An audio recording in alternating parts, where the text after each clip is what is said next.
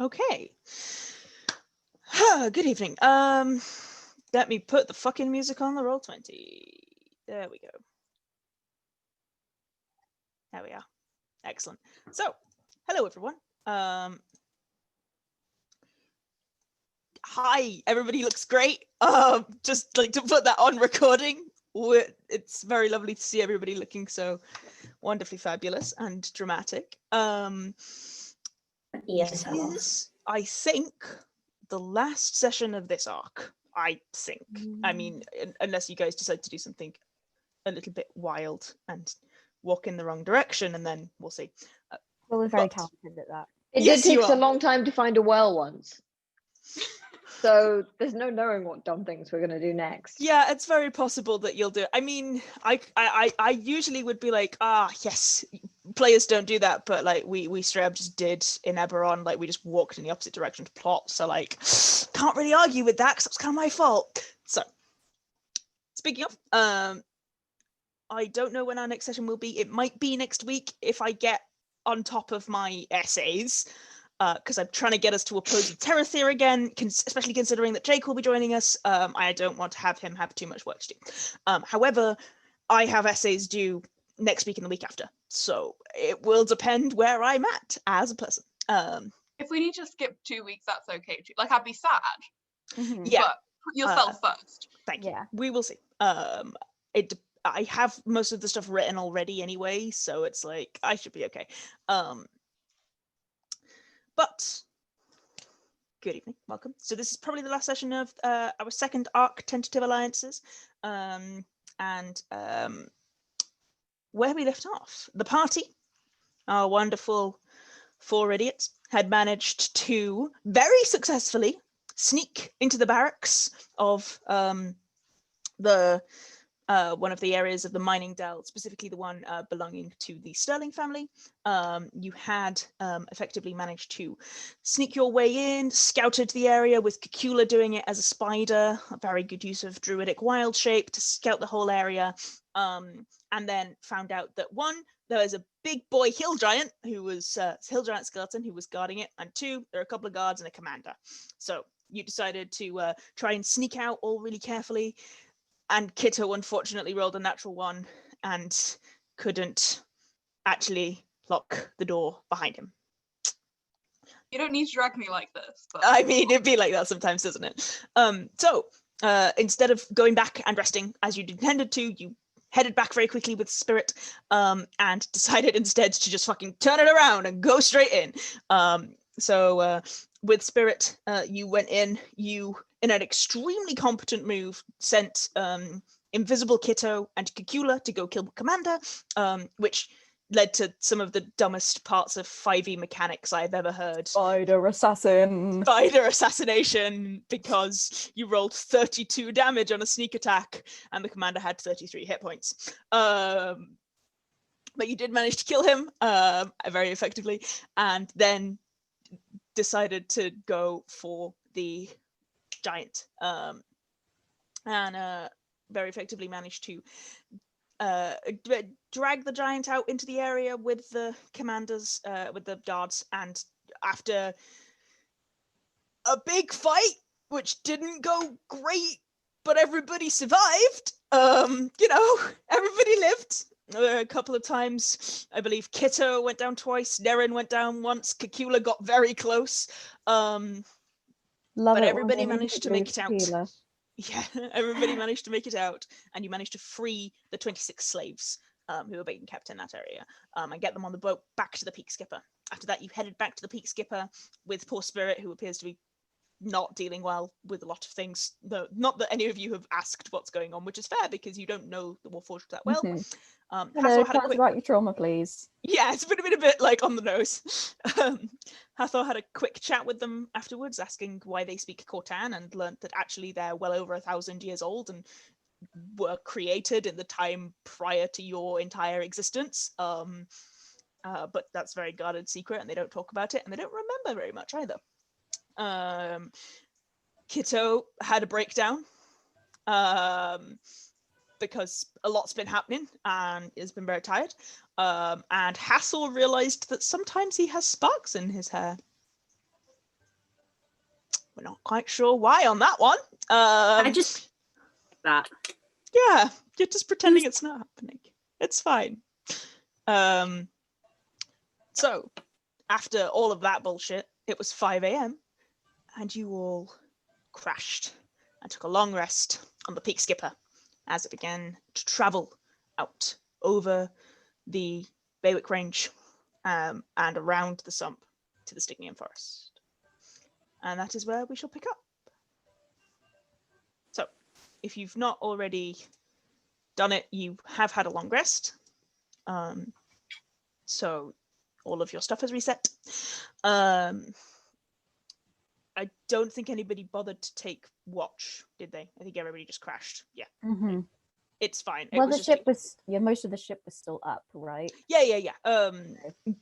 There were other people taking watch. You didn't need to be. It was just more if I needed to ask you guys to roll anything. But no.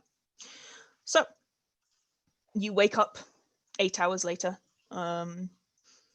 to the blowing gales of high-level skyflight, and you're kind of all gathered up near the prow of the Peak Skipper. And as you wake up, you notice that one, Frostlion doesn't appear to be at his post, which doesn't massively surprise you. He had been at his post all night.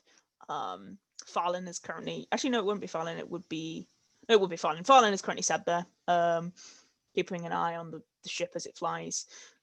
You also notice that the crow's nest appears to be empty right now. Neither Spirit nor Scroll are there.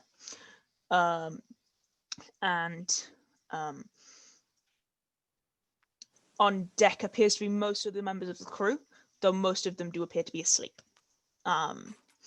Or in varying states of groggily waking up. You notice Kip and Fenrir are sat together, and Kip is still passed out, and Fenrir is quietly sharpening a blade. And you notice that Atri and Cassandra are not on deck, and neither are the Warforged, but basically everybody else on the ship is. So, what would you like to do? By estimations, you've got about 2 hours before you get to a point where you're going to have to be paying more attention to your surroundings, as it were. So you've got about 2 hours before you hit the area of the Stygian Forest that you need to look for the settlement in. Though if you want to look over the side, I'm happy to also. Yeah, we're going to go have a look over the side. Okay, I will place you on this map instead. The Stygian Forest is... Yeah, it's a fun time. You are currently flying over the Stygian Forest, which is a huge landscape of these massive trees of varying, of many varieties, some pines, some deciduous trees, and it is now, so you guys went to sleep at like 5 a.m. and you slept 8 hours, so it's now, middle of the day. But it's still quite, it's quite difficult to see. There's a lot of low cloud here today, and it's quite grey and cold, which doesn't surprise you. And you really are kind of huddling together for warmth because you're still pretty high up. Farlin appears to be kind of trying to skirt the edges of the trees in the hope that they won't be spotted by anybody. But you are all awake, and around you the crew is beginning to jostle and wake themselves.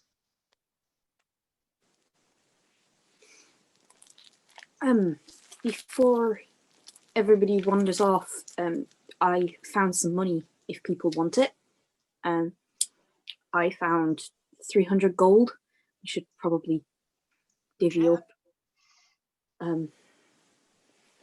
The commander won't be needing it now. Very so true. maths what is 300 gold? I have keen mind, so I am very clever. So Hathor would know that 300 75 per person. is 75 per person. There Thank you, Ruth, because I didn't know either. I got you. I got you both. we love the maths. Yeah. Okay, so 75 gold each, everyone. Mm-hmm. Also, I just finished preparing my spells, and I thought I have got detect magic. If we need anything, if Yes. we found anything. I found these, and I'll pull out the 2 stones. Yeah. I mean, obviously it was through a spider's eyes, but when I was in there was quite a lot of intriguing looking things. Wi-Fi. Sorry, I missed all of that. It doesn't matter. It was just Cacula battle. Like Saying yes, normal Cacula there were waffle. things that were magical. Yeah. Mm-hmm. Yeah. Yep, Do you want sorry. to cast? Do you want to cast? My magic on the Wi-Fi is stones? catching up. We okay? Yes, I think it's leveled out. Okay. You're fine for us. Yeah, Yeah. you're fine for us. It glitches, and then all of a sudden everybody stops for about 2 seconds, and then you all catch up, but it does it really quickly. Yeah, it happens to me Go- sometimes during Eberron. It's very annoying. Yeah.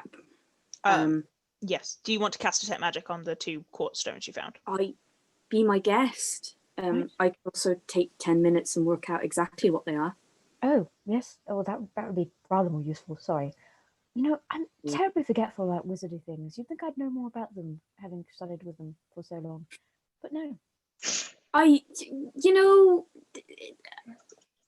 It's one of those things that why would you want to know if... Why would you want to speak to wizards? No. You want to talk to a wizard. You're fucking wizards, man! Man.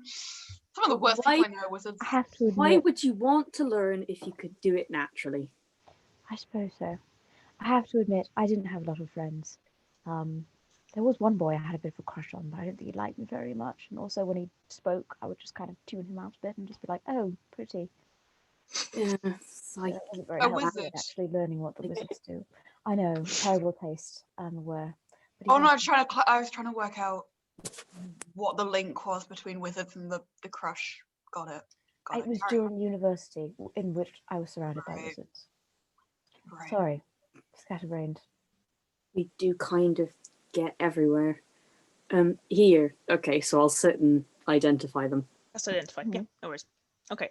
Takes 10 minutes, and you sit there and pour over your books. Yeah, while you do that, I'm gonna druid craft some flowers because I can do that now, and I'll like try and do like a little flower crown and be like, Nerin, I learned how to do this recently. I just thought you might. Thank you.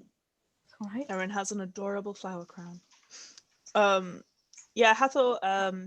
I think I told you this out of character. They are sending stones. Yeah, It's a pair of sending stones. I knew that. So Whoop, whoop. they only work.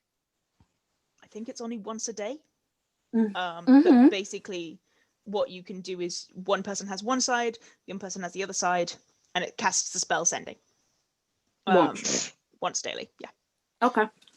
Oh no, I lie. It's 1d4 daily. So Okay. at dawn, you have to roll a d4 to see how many charges it has. Okay. I will do that now. DM, you said that Frostline was not visible, No. or the Warforged. No. No one seems to be alarmed by that, right? Okay, cool. Farlan is kind of looking around, kind of like, yeah, whatever. Appears to be working. But nobody seems to be alarmed by the fact that I there's was just nobody making sure it wasn't exists. like there are people missing. It was just like they're asleep now. Yeah, it does look more Yeah. like they've gone off duty for a bit. Kind Yeah.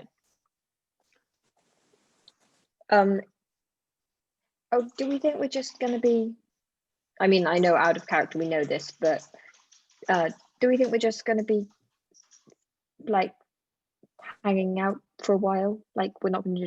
I can just go and do my own stuff. Yes, Anyone I hungry? think so.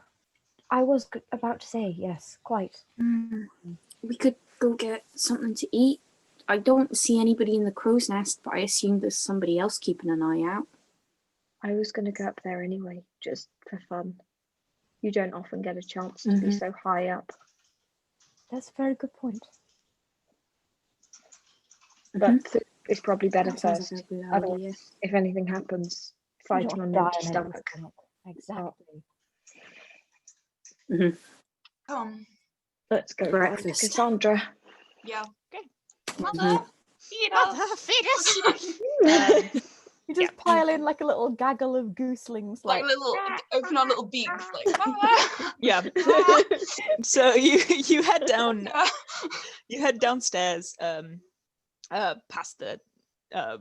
Head down into the belly of the ship and find yourself. There's a fair number of. So the belly of the ship is kind of like a very long galley corridor. Thank you, brain, for having words. Which then has a small kitchen at one end, and then a fair amount of crew's quarters, and then a large amount of storage space. It's quite like all of these areas are closed off usually. They are all open currently, aside from the kitchen, and they're all full of the individuals you've saved. So they are in the. There's only one.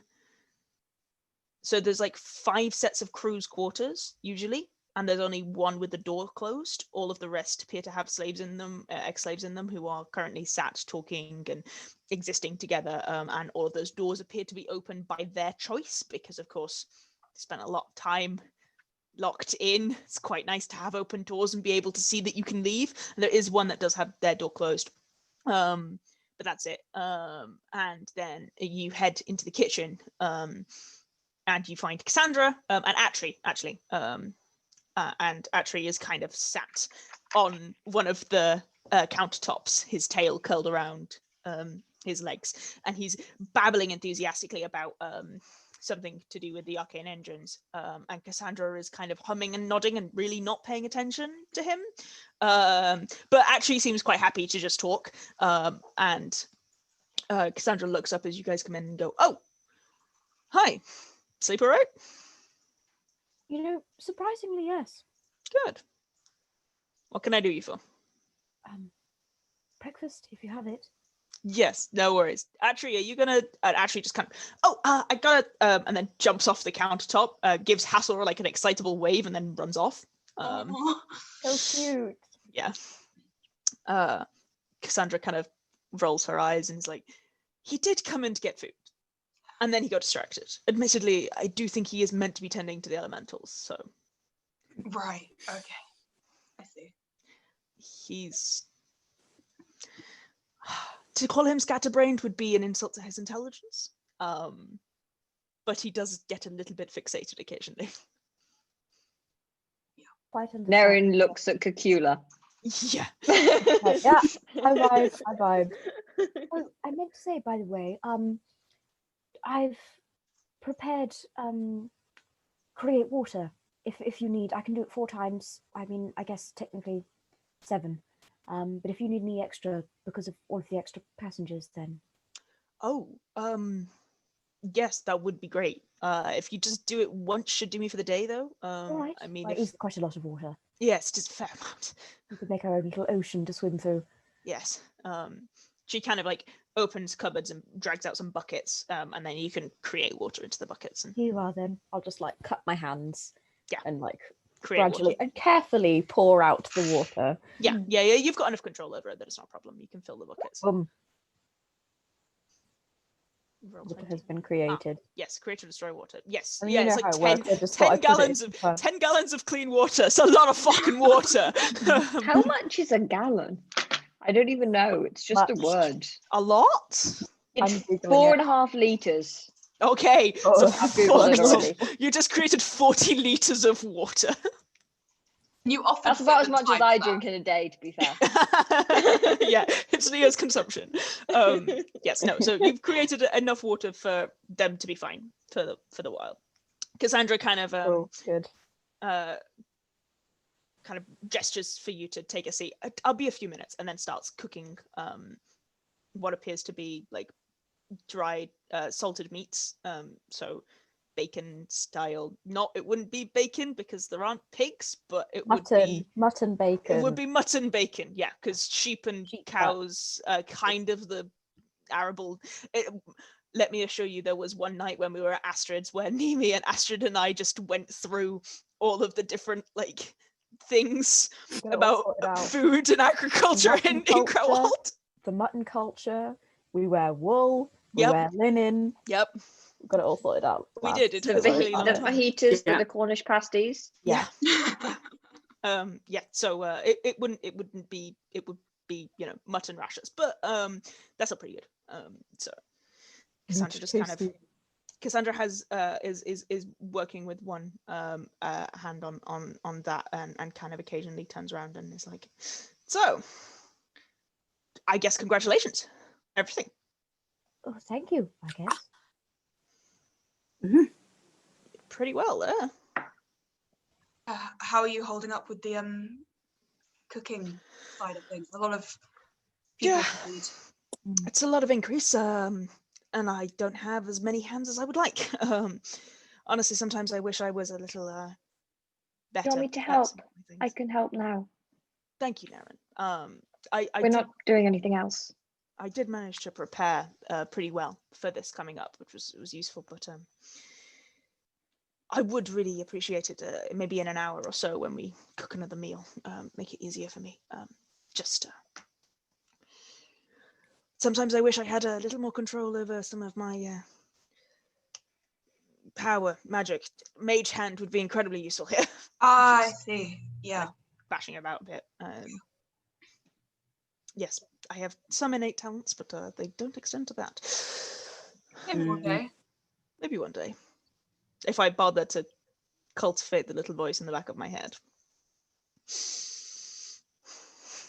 Until then, you can just rely on other people's hands. Yes, I can. I don't want to go talking about Mage Hand now. Yeah, no. Astrid is so deep in horny jail for Mage Hand, like so deep. Mage Hand crimes. Yeah, Leo, that is the look. Mage Hand.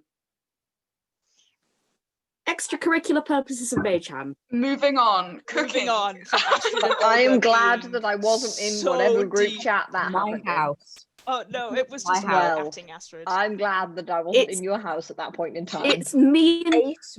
me and Olga should never be left alone unsupervised together. Just get too allosexual and we can't Horny. deal with it. Mhm. Too horny. Too horny.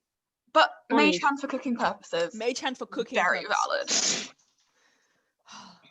So, yeah, Cassandra's kind of bashing around a little bit, and after about 10 minutes, the door creaks open, and I presume you all turn to look, and Frostlion is stood there looking a little bleary-eyed, like he clearly has only just woken up.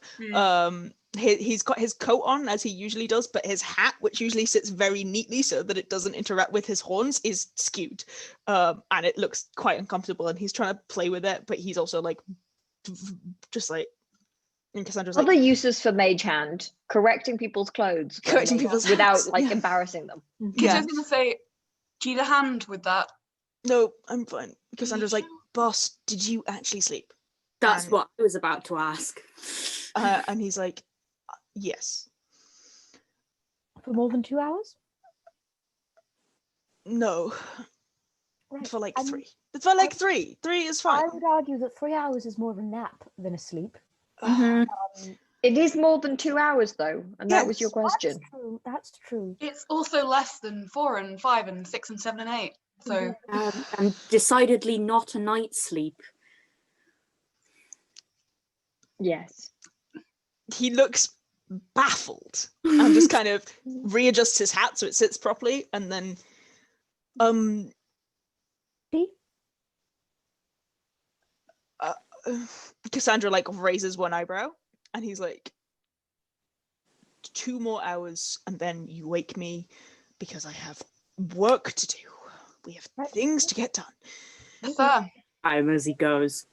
He just kind of turns around, and his tail, which usually is quite active and is just kind of dragging very, and like whacks into the door, and he's just like, and Cassandra just rolls her eyes and Didn't he sleep. disappears. Oh, my God. So we're going to give him at least like 4 hours, right?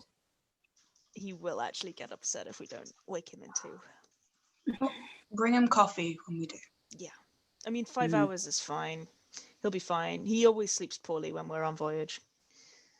And I suppose, especially when you have so many passengers in such a unique circumstance on board, I suppose. Yeah, he always sleeps worse when we're on voyage.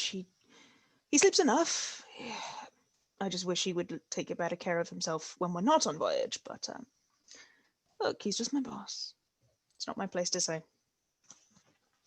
I mean, it's definitely your places to say, because you don't owe him your life or allegiances, so you're welcome to yell at him. Hey, Don't worry, we're we will. tracked, so we can say what we like. Yeah, you can.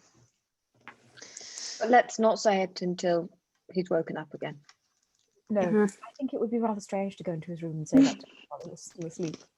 It probably won't only just be him. Temporary in there. contract. We can say what we like. Leave. Leave.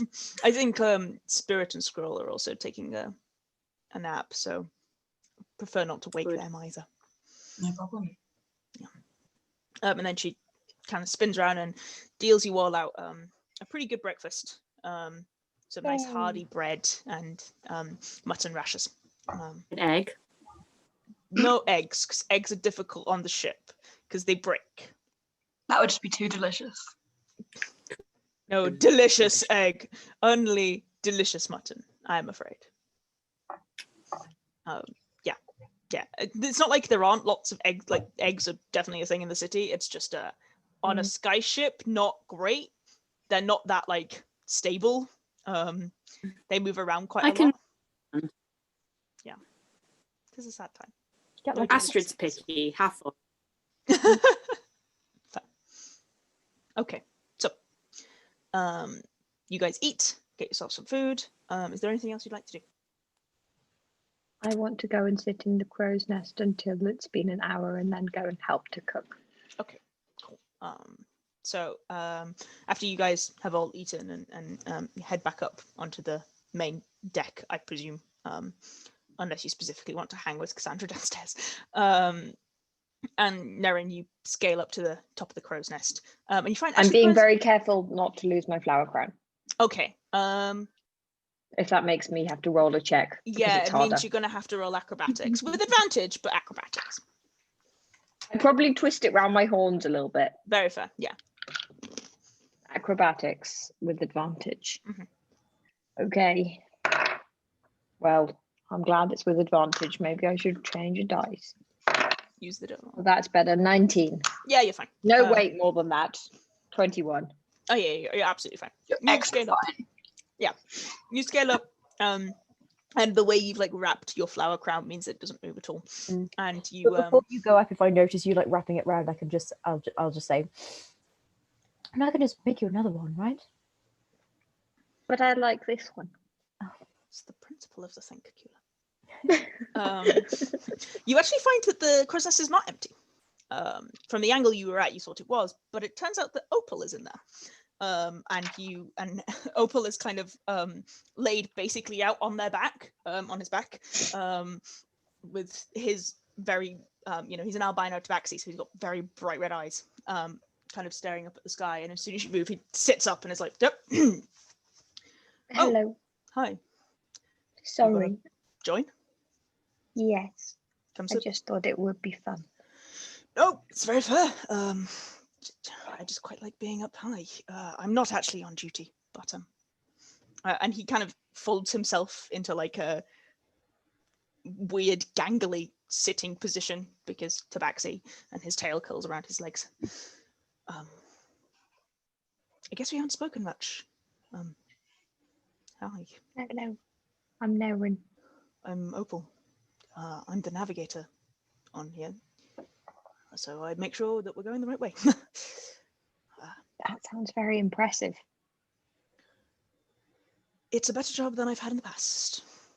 This is the first time I've ever had such an important role, though I've been on skyships for a very long time. I'm the first raid. This is the first really good raid that we've carried out whilst I've been on this ship, and I'm very happy. I've been in a few before with my old crew, but yes, they went a little differently sometimes. A lot more blades, a lot more swords, a lot more people going in with explosions and fireworks. Which doesn't mean that everybody gets out, I think, sometimes. That's why I switch Yes. ships.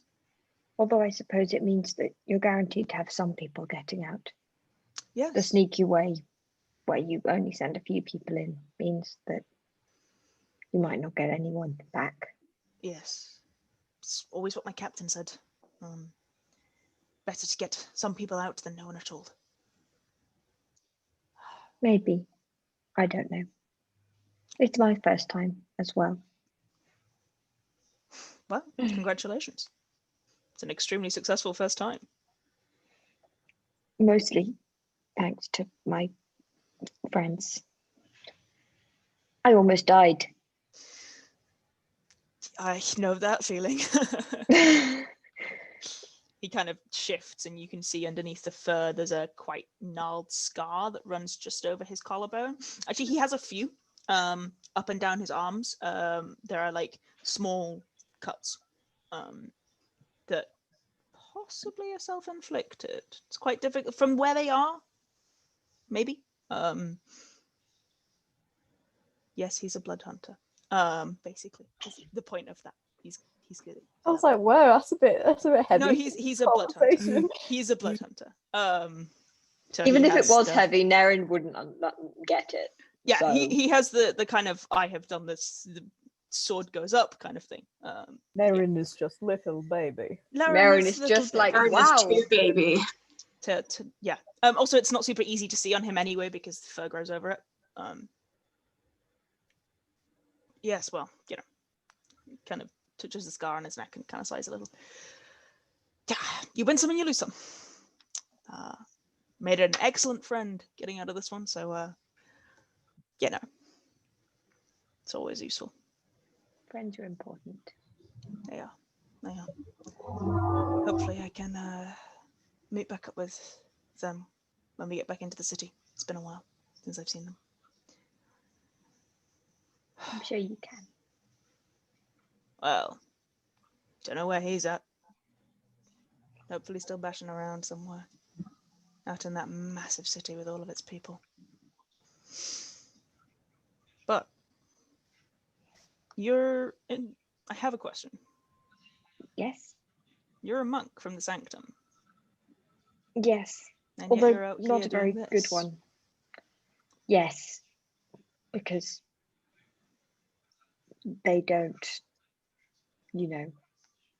do this, condone this. I don't know how to put it. Yes. I only met a few once a very long time ago. And less than friendly to people who didn't agree with their ways, shall we say.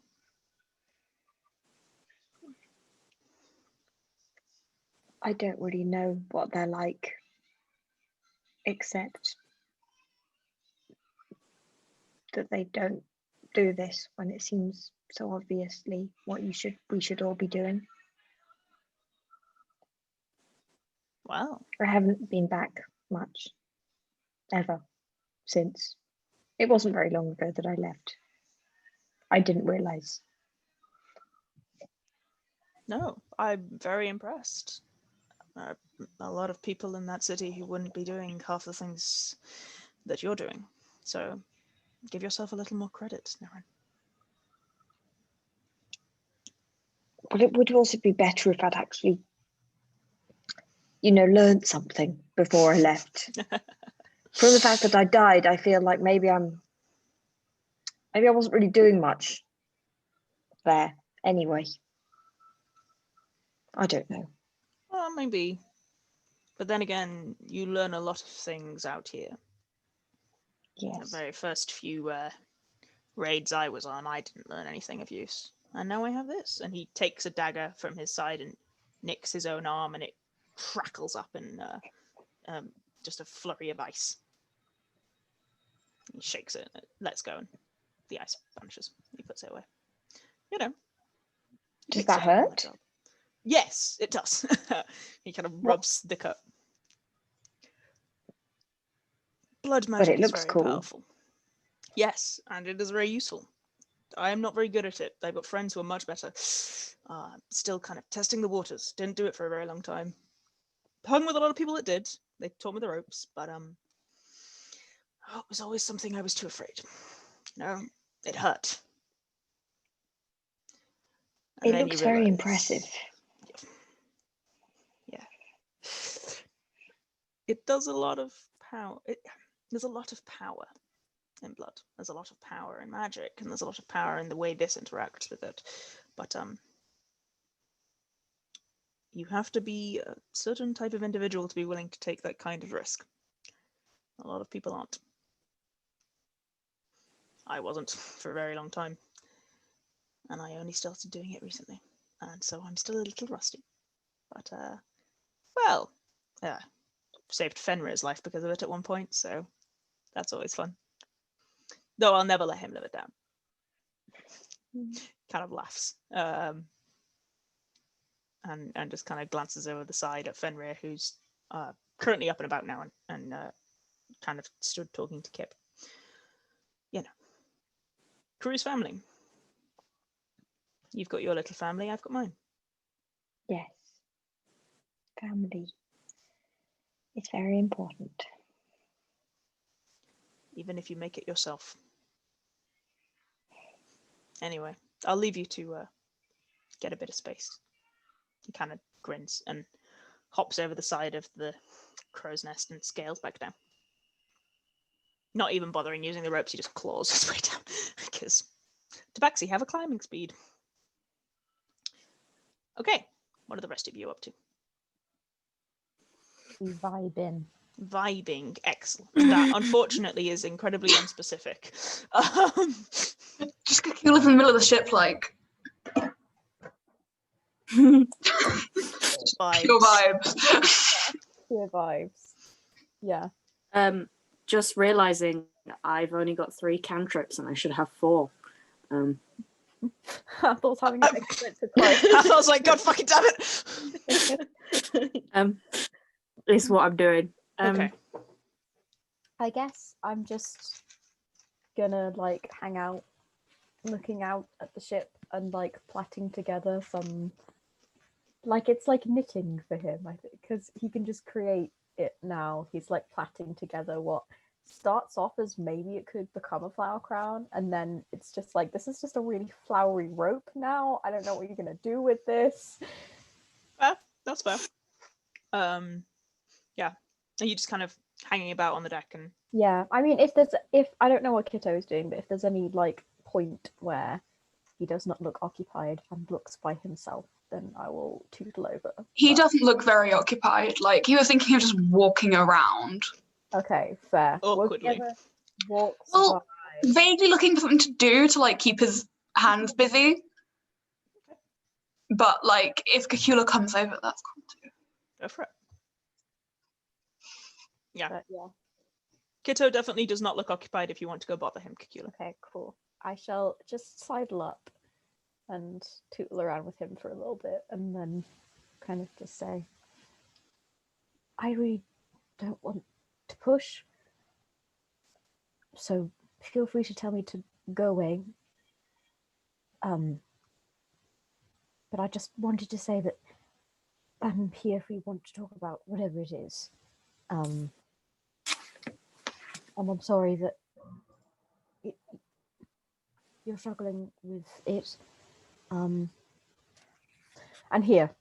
And he just gives you like, it could, maybe it's like a wreath. Maybe it's a wreath. You don't know. It's just a rope full of flowers.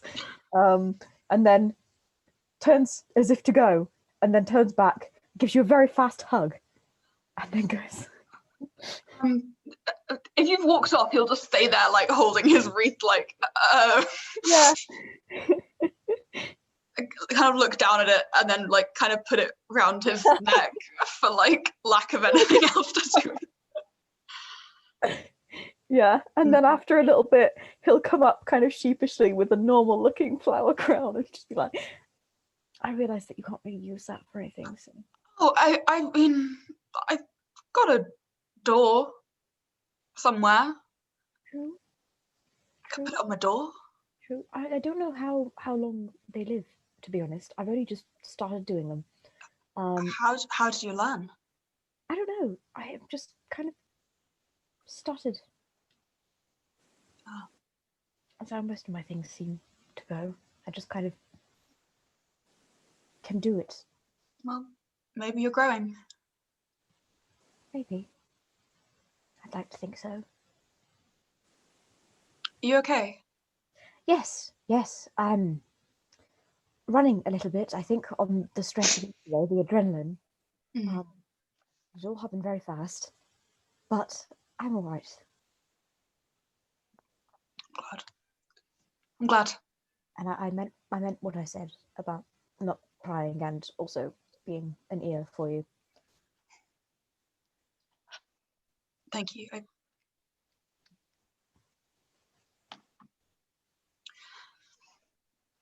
It's hard to talk about any of it. Doesn't matter much now anyway, does it? Well, I don't know. If it matters to you, then it matters. It doesn't really matter that, when I was a child, the other children made fun of me at parties and used me as entertainment for themselves. It doesn't really matter. But Use you as entertainment. Well, yes. I just go on, don't I, really? And also, I didn't really know, I couldn't really pick up that they were making fun of me. So every time they would, invite me to play a game, like hide and seek or blind man's buff, I would just go along with it thinking, maybe this was the time. Maybe they thought they'd give me a try as a friend. Mm-hmm. And then, of course, they'd just either leave me there or leave me blindfolded walking around while they left. It was silly things, really, just children being mean. But sounds like they were pricks.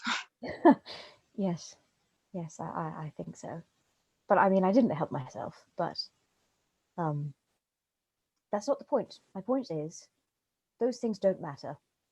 Those people are adults now who I don't have to interact with, and I don't imagine would like to interact with me. But it made a difference in my life, so I think that matters, and that's what I was trying to say.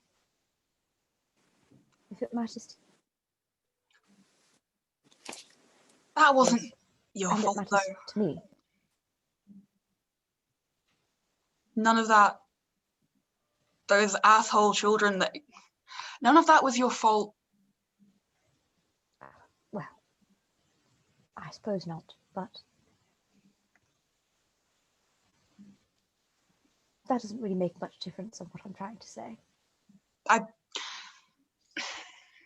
understand what you're saying. Because whatever it is you think is your fault, and I'm not saying that it actually is, because I know nothing about this situation, but I do know you. So I won't say that it actually was. Doesn't mean that it can't have a lasting effect on how you lead your life and how you feel. Mm.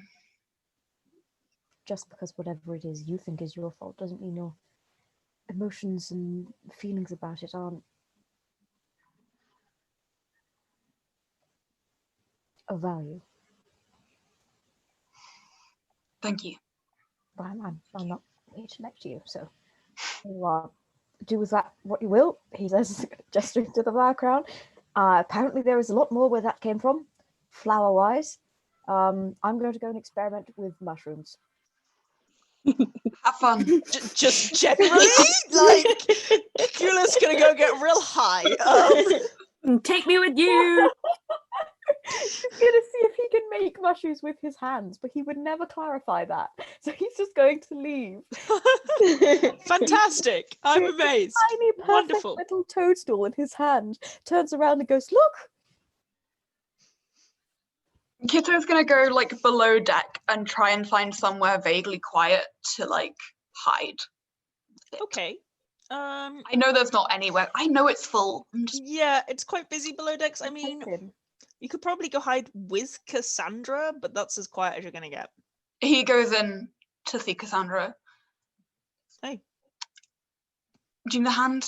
Can I pick if there's like a grimy pot or something, he'll pick it up and be like, can I, you know? I'm going to roll an insight check for Cassandra. I Do you want can't me see to what she roll? rolled. She rolled 7. Do you want me to roll No, it's just more to anything? read you more than anything. A vibe check. It's a vibe check. She rolled an 8, so she does not vibe check you very well. She's like, yeah, sure. No, I'm fine. Go for it. And lets you do the washing up without actually realizing why you're down here. That boy Great. sure does love dirty pots, huh? Kitto sees a dirty pot, he can't hold himself back. Yeah. Oh, that sounds lewd. Only to you. Does it? really You filthy Astrid? allosexual. I don't know. It just Astrid wants a sounds fucking bad. dirty It pot, doesn't you heard it actually here bad. first. It sounds bad. Okay, Hathor, is there anything you're doing? Probably loiter, staring into space for about half an hour, and then maybe go bug Atri. Okay, you loiter, stare into space for half an hour. Some of the crew walk around you like, why are you doing this? But don't bother you. At And one then, point, At the edge of the ship. Cacula still making his little mushrooms. Although I guess at this point he'd be making his very long rope of flowers. Actually, will come and stand next to you, make the rope of flowers, say nothing, and then leave. yeah. At one point, like, Kip comes and stands next to you and is like, should I start conversation? And then doesn't and walks off. I'm still sat there going, why am I sparkly? Yeah. Why am I sparkly? Okay, you go talk to Atri. Yeah. It's not difficult to find Atri. You know that if you go to the kitchen and then there's a door in the back of the kitchen which will lead you down into like the very base of the ship where the engines are. Mhm. But you knew that already, like Atri had told you. So you slip through just before Kitto decides to go and bother Cassandra, but you kind of walk in and you're just clearly walking to the engine, so Cassandra doesn't even blink, she just sort of nods, lets you go. Mhm. And you head in, and the engines are a weird space. It's not like big massive steam powered engines, you know, crossing pistons and stuff like that. It's just like a box room. And there are 2 elementals. Mhm. And there is Atri kind of sat on top of a desk with a book in one hand, like his glasses on the very ridge of his nose, just kind of flicking through, and he looks up. Oh, hi! Closes the book. Hi, I'll come and scoot round and plonk myself at the bottom next to the desk on the floor. And go, I caught the tail end of what you were talking to Cassandra about. It sounded dreadfully fascinating. Care to explain it to me? Yeah, absolutely. Just let him go. Yep. Like, I need to think, but I don't want to do it in silence. Time to exploit my expectations. Yeah. I mean, mood. Roll an Arcana check. I can read that dice. Contact. Okay. 18. Okay, yeah, you cotton on very well and hold a pretty established conversation with Atri about the mechanical workings of the ship, the way the arcane energy is fused into the ship itself so that the movement occurs. You know, like, you hold a very functional and good conversation with Atri, and Atri's just really excited to have somebody to talk to who seems to understand it very well. Yeah. You get the idea that a lot of the crew try, but don't really have Atri's abilities. So Atri very much is like, I know all of these things, and actually most of the crew barely grasp the basics of what's going on. Yeah. In fact, Atri actually talks about it a little bit afterwards and is like, thanks for, I mean, it was, yeah, listening, all of the rest of it. The truth, it is genuinely interesting, and I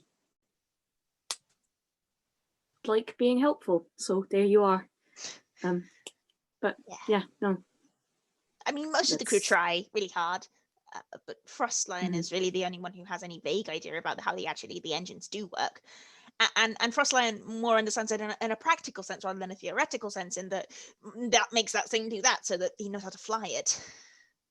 Farlin also Right. has that, but is less willing to talk.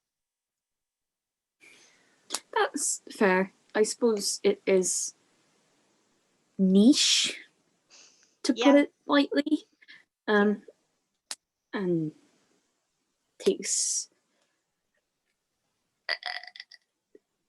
a degree of non-practical background knowledge to get your head around it. Yeah, I mean, I'm pretty impressed that Frostline even considers the theoretical. His background knowledge is non-existent. He has just been working on the ship as long as the ship has been a thing, which kind of gives you a better knowledge of how it works, I guess. Mm-hmm. Farlin too, but Farlin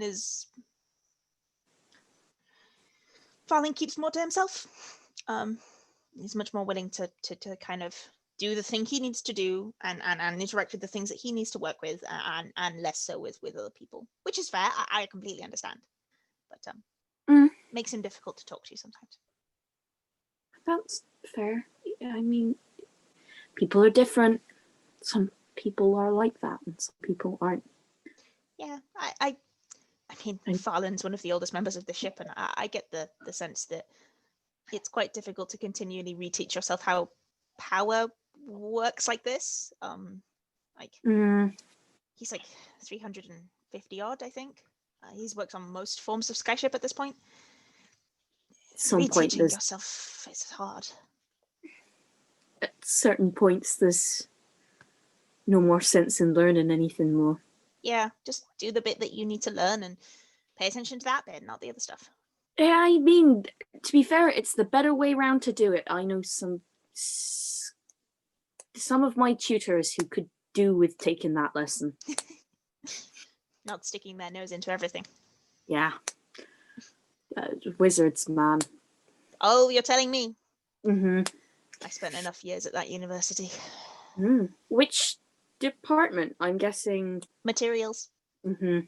Yeah. I was one of the arcanists there for a while, mainly working on transformations of energy, hence kind of gestures to the elementals.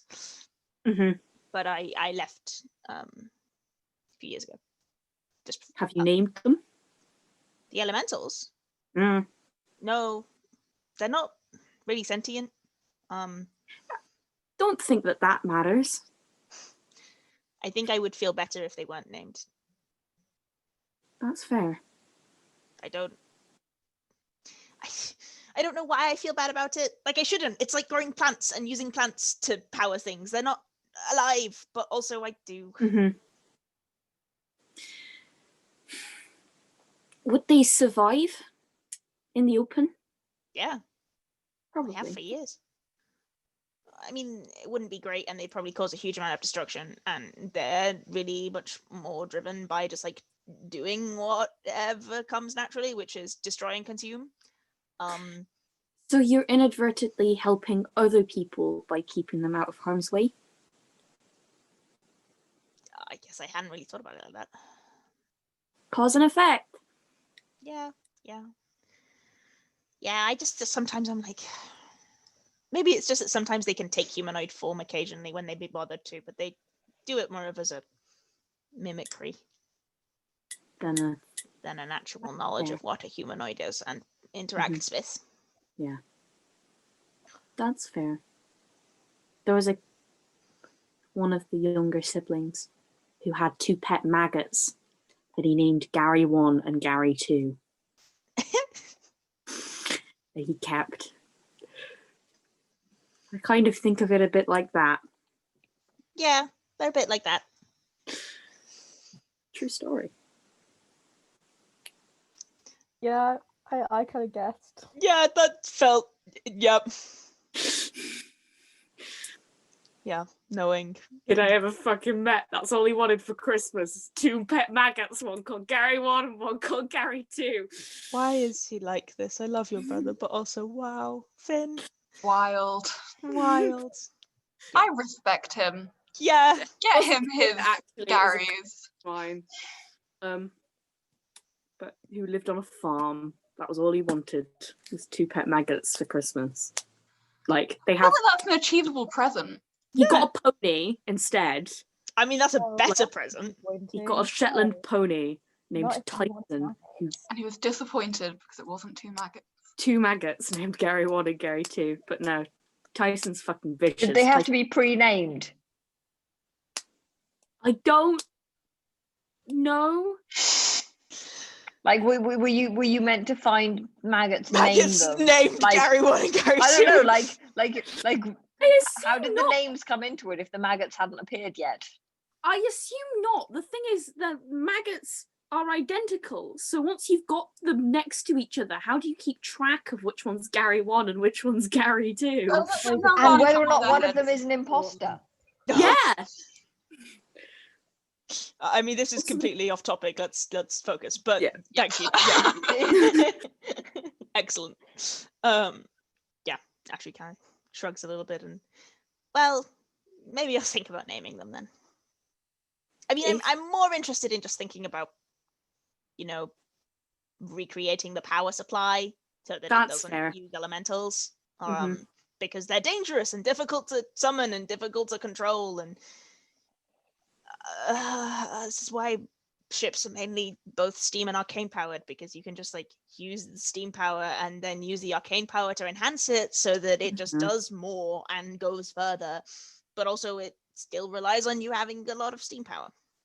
Which is why the That's ships fair. don't go very far. It means... Would I know that it means that ship's smaller?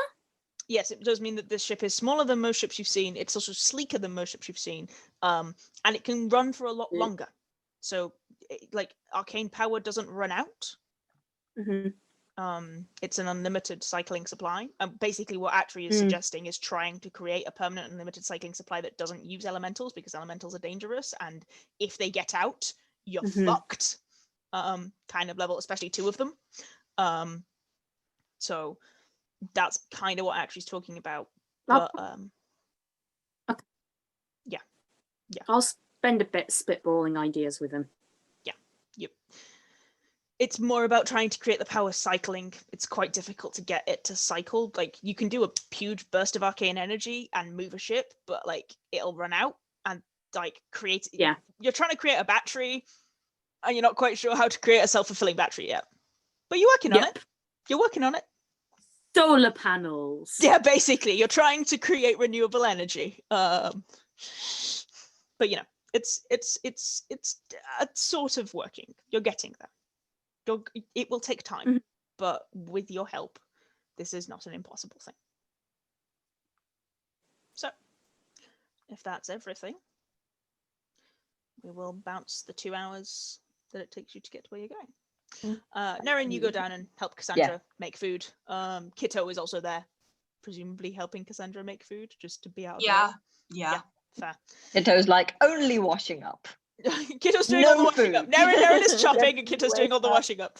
Yeah, if there's room for Cacula will stir. Oh, amazing. Okay.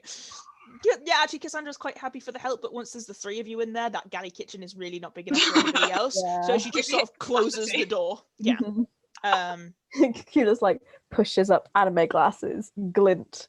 I can stir. Yes. So you guys make food about the hour and a half mark. And then just as it's coming up to 2 hours, Cassandra kind of sighs a little bit and looks over at the 3 of you and goes, "Who wants to go wait, boss?" Right. Army with Hathor. coffee. Say the same thing. Yeah. Is Hathor there? Hathor's, Oh wait, yeah, you are. Hathor is technically next door because Hathor is in the engine room. But yeah. If you want to say you've come up at this point, Hathor, that's fine. You can do that. I was just about to say I'd come up and knock on the door and go, "Who wants to wait Frost Lion?" So. Yeah. So you come in just as Cassandra goes, "Who wants to wait, boss?" And you're like, same brain cell. Arm me with coffee. I'm happy to give it a go. Sure. She kind of takes a moment and prepares coffee, hands it to you. Which we've established exists. It does exist. Thank you. Do I know where I'm going or not? Yeah. So there was the one room with the closed door. Yeah. That one. Goes up to it and knocks. There is a long pause. Knocks again. Hello? The door swings inward. Frostlion is upright. Actually, Frostlion is sat on the bed. There's nobody else in the room. So Squirrel and Spirit must have gone back up onto their own spots before. And he's kind of... Yep. Branches of coffee. Thank you. Good morning. Yes, thank you. Feel any better? I can see straight now, which is useful. Takes the coffee and just drinks it in one go. Just downs the entire coffee and is like, all right, that'll do. Like a shot. A mug-sized shot. Fucking, he just like, you know, when you down a pint, it does that with hot coffee. Doesn't. Just keeps drinking. Establishing his dominance. Also, he's a white dragonborn. Everything he drinks will cool because his throat is ice-lined. Iced coffee. He'd be so sad. Yeah, I know. It's really annoying for him. I would hate that. Yeah. Right. I mean, it doesn't cool instantaneously. It's not like he's drinking iced coffee, but it does mean that he can eat things that are very hot because it's that hot by the time it hits him. Yeah, thank you. No problem. I presume Cassandra sent you? Yeah. Appreciate it. No problem. Right, back to it. Where are we? You reckon that you're just now passing over the Stygian Forest. You're about 2 hours into the forest. Yeah, okay. Couple of hours in, I think, to the forest. Good. May take us a little bit longer to get to Tula, but Right. we need to start looking out now. It's purposefully hidden so that you can't see it, in case the guilds decide that they want to enslave everybody there. Seeing as most of them are escaped slaves at that point. Sure. Do you need anything? Nope, I'm up, I'm conscious. We'll let Falling go to sleep. Spirit and Scroll must have gone back to duty then. Good, excellent. Right. Thank you. No problem. Shuffles out. Yeah. Heads off. Yeah, he heads off and heads back to his own post. Kitto goes back into the kitchen. He's awake. All my limbs are intact. Impressive. And there's a little bow. Cassandra laughs. Impressive. He's really can be quite something on a morning. Well, it is 3 p.m. so. Yeah. I think that probably saved you. Deep Yeah. down, he knew it wasn't morning anymore. Yeah.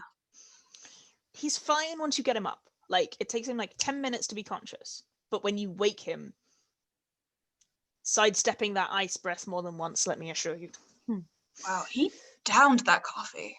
It's not as hot for him. Still. Ew. Threatening. Still gotta hit the lips with a temperature. He's like that. Sometimes you forget that he's like, wait, how old are you guys? What, 20 odd? Yeah. 21, 22-ish? Oh, you baby. Yeah. Hathor flips off Kitto. Cassandra laughs. Yeah, you know, you guys are like, what, 20, 21, 22? That's fine. I'm 23. He's 26. Like, you forget that he's a kid. He's been in charge of the ship since he was 18. He kind of gets to you at the end of it, I think. Yeah. There's a lot of pressure for anybody.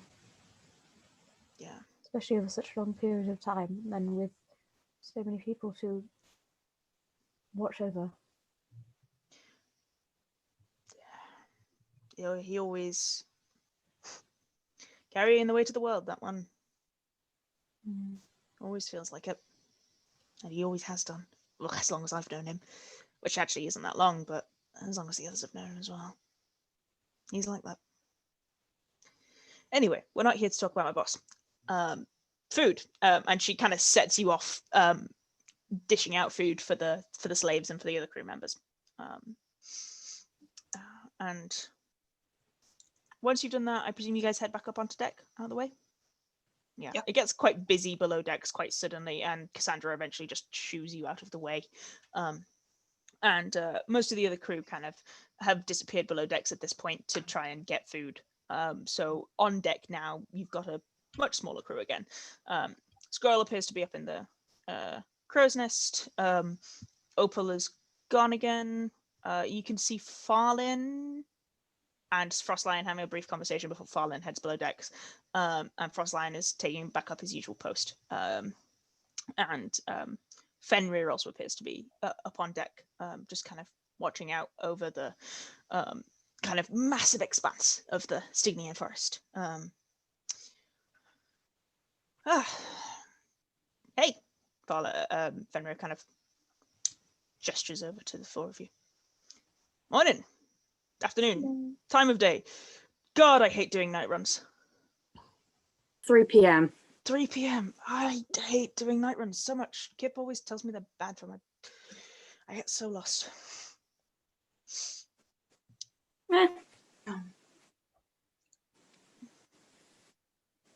Wait, who was the Farlin we're talking to? Fenrir. Fenrir. Oh, okay. Kitto's gonna just like not say anything. Yeah, valid. Yeah, you'd think you'd get used to it after a while.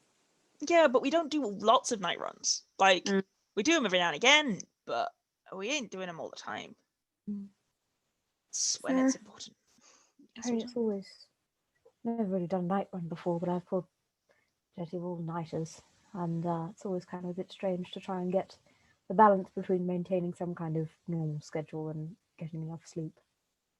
Yeah, Jesus. Anyway, I'm meant to be taking second look out. Finding Tula's a little bit of a nightmare, so eyes up top, eyes down now. You know. All right, we'll keep an eye out. Yeah, just keep your eyes over the edge. You're looking for a small clearing. It doesn't look like there's any buildings there. All right. What's the plan once we actually get there? How can we help? I can have to talk to the boss about that. All right, we'll do. Yeah. He kind of goes back to the edge of the ship, kind of keeping an eye out. Keep my eyes peeled. Kitto will go to the edge and just like... I guess we're all just doing that. Everybody roll perception, my friends. First roll of the night. For me. Let's see, how nice is Roll20 being to be today? Not nice to Hathor, apparently. 22. Oh, it's not being very nice to me. That one. That one ripped Cacula. 17. Okay, so Kitto and Nerin becomes temporarily blind. Cacula was distracted. Kitto and Nerin are glasses on. Yeah. Kitto and Nerin, Kitto, you're just desperately trying not to look at Fenrir at this point. You're just like, I do not see him. Yeah. And you glance over the edge of the boat, and you're kind of keeping a fairly clear eye out on lots of different things. When something catches your eye, like, you know what? Let's yeet. Like go. This map I prepared earlier. Like this map that I prepared earlier. Well, I didn't. This map that Astrid prepared earlier. We appreciate Astrid doing the work for me. You're welcome. It's really hard. Put yourselves on the ship, my lads. Hey, Oh, yay! do you want anywhere in particular? Wherever you want to go. I'll be. I don't know. No, come back. Don't go off the ship. Please take that literally, DM. I'm taking that very literally. Okay, I'm gonna go full Titanic. I am gonna be... I think you can go a bit further there, yeah. I'll hold you. Thank you. Say the line, say the line. We just We're run the bad ship into the guys. enemy, and they'll get like skewered with poor protagonists. Okay, I mean, admittedly, that's like the mast. It's upright. It's not long Oh, ways. like, Like it's like this. So you're just on the top of the mast. Floating. Yep. So you have prepared yourselves on the ship. There you go. And yeah, you're kind of looking around and you're looking around. Kitto and Nerin, you both notice it. There's something moving. So you guys are like just kind of not really below. You're just sort of below the tree line at this point. So you're kind of the peak skipper is like scraping the edges of the trees to try and stay out of view. Has been for most of the time you've been in the forest. And there's something moving in the canopy. Like ship or like monster? No, like shifting the tree leaves, not like moving. It's moving towards you, and it's like shifting the leaves. Okay, Kitto's going to glance around. Presumably Fenrir is the closest person to him. Yes. Fenrir, there's... Over there? Fuck. He notices it and kind of widens his eyes and goes, "Captain, got company, probably monstrous." And Captain goes, "Oh, fucking hell. Fenrir, get below decks and make sure that everybody stays safe. Don't send anybody else up until you get the word." And Fenrir runs off. Skrull, keep your head down. And Skrull nods and ducks below. And Frostline goes, "I hope you guys are okay with that." Kitto's going to take out his little rapier, give it a brandish, give him a smile. I'll say, are we still trying to be stealthy? Well, there's probably not many people out here to see us. All right. And I'll take the archer. Okay, excellent. Cool. I'm gonna hold a firebolt. You're holding firebolt. I'm holding my fists You're holding your fist. with the kind that can go far away. I will hold like the archer attack. Okay, cool. So everybody is holding, and that's when you see kind of scampering across the edge of the canopy, and you're like, how the hell is it managing to do that? Appears to be an ape of some variety. It doesn't look natural. It looks quite vicious, and it's moving a lot faster than it should do. And then you realize that actually it appears to be holding onto, rather than running, it's holding onto what appears to be a long lashing vine. And then you notice very briefly like 4 of these vines whip out and snare the ship, and the ship grinds to a halt very suddenly, and you're all thrown quite quickly forwards. Everybody needs to make me a dexterity saving throw or lose their held action.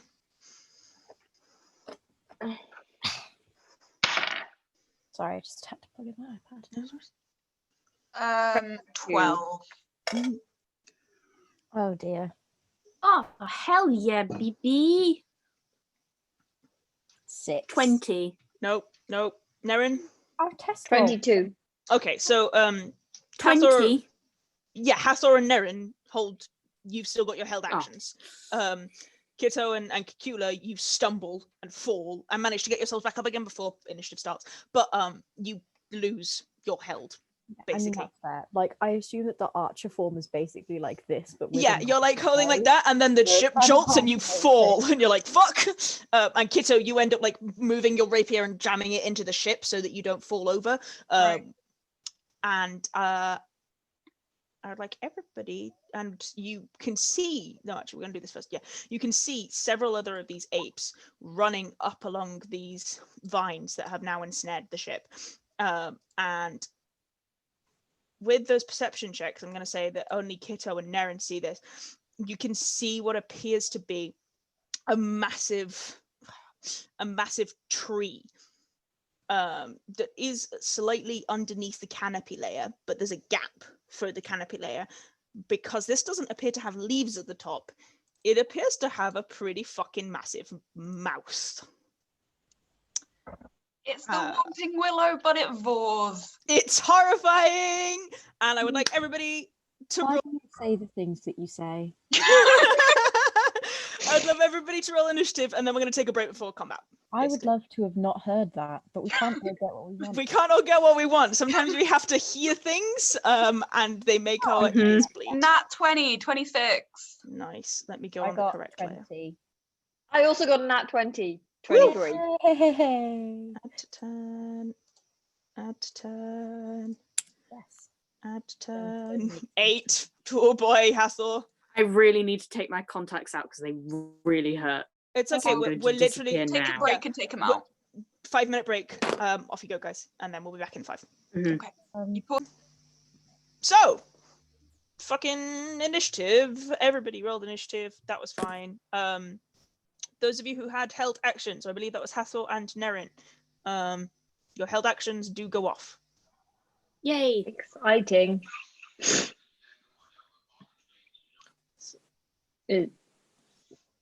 Nope. Description only. Firebolt. Thank you. Like this. You I'll have to. just- You have to click the spell these days, and not the little bubble because it changed. Ah. Well, it's an 18 to hit. Because I Yes. rolled a... Are you hitting the monkey?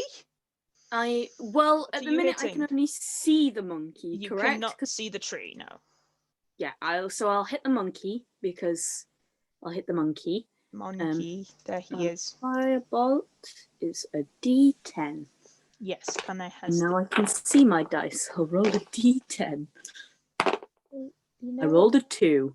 Okay. Well, it's damage is damage. damage is damage. Nerin, you rolled a. How close are they? Is the main thing though for me. You measure it on the map. Okay.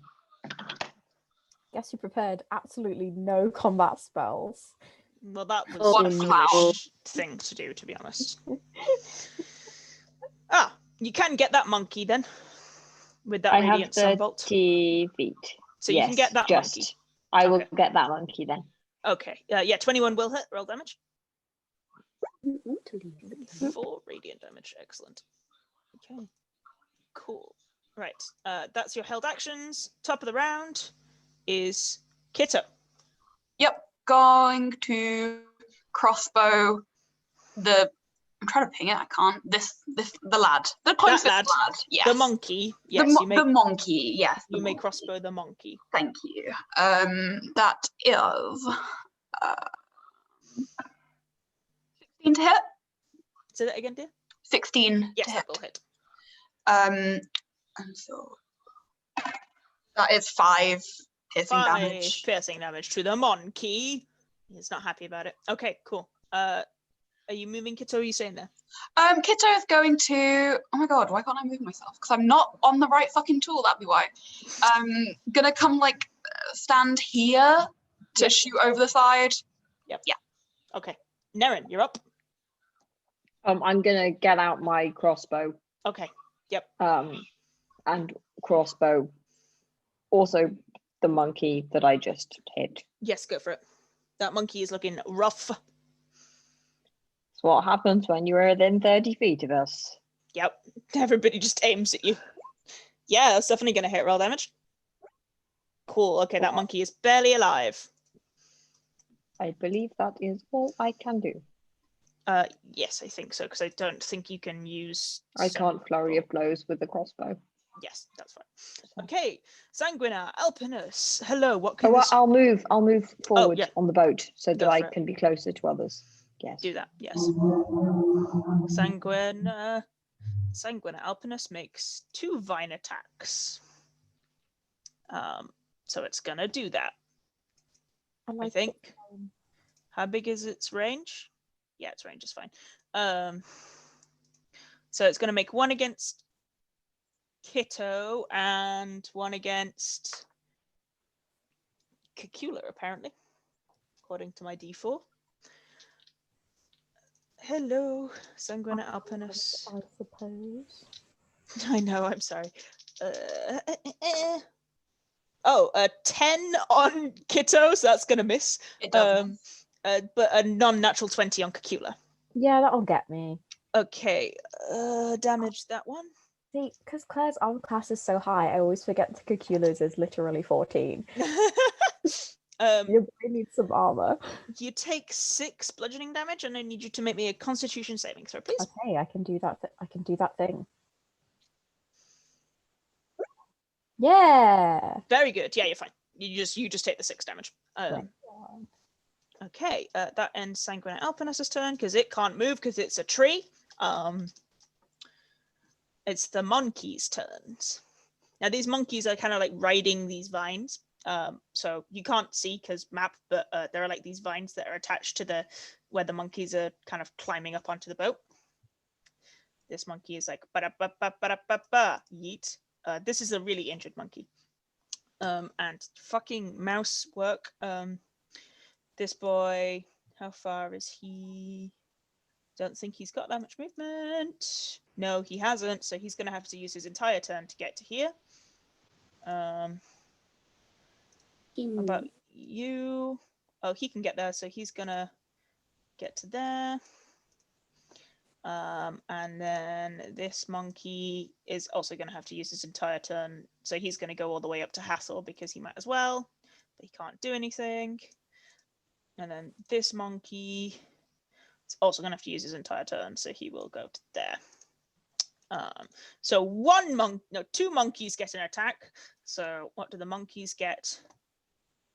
Actually, this monkey is going to stay where he is, and he's just going to he's going to move to there, and he's going to yeet a rock, because he can do that. He's gonna. It's more of a long distance monkey.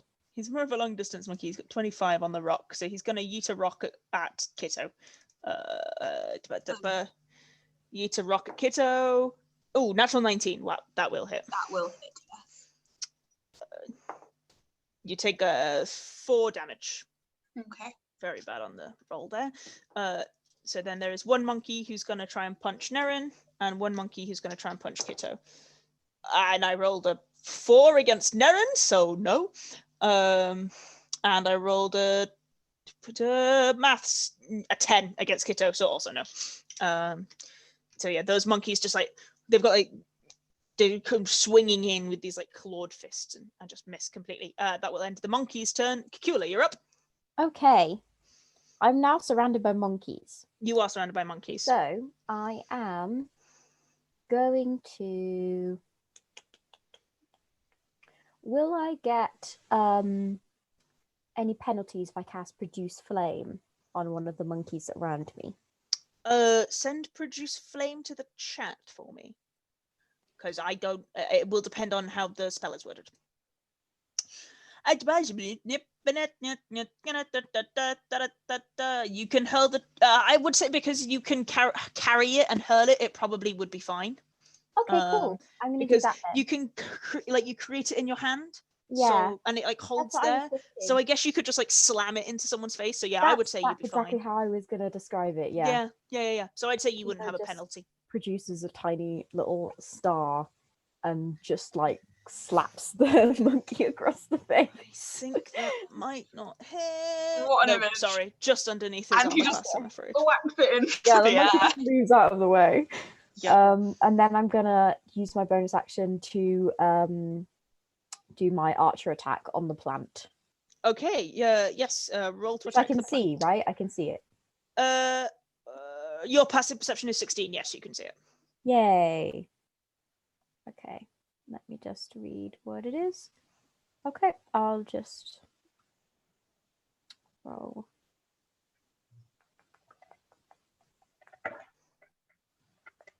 Okay, +6. There we go. Sorry, I was just No worries. Spell attack. Yeah. What does that? 14. 14. I think that. I mean, it's a plant. Yeah. No, that hits. Yay. Okay. It's a cool. plant. It can't move. That is true. Literally Okay, speed so- 0 feet. Boop. And then that is plus my whiz, so that is +4.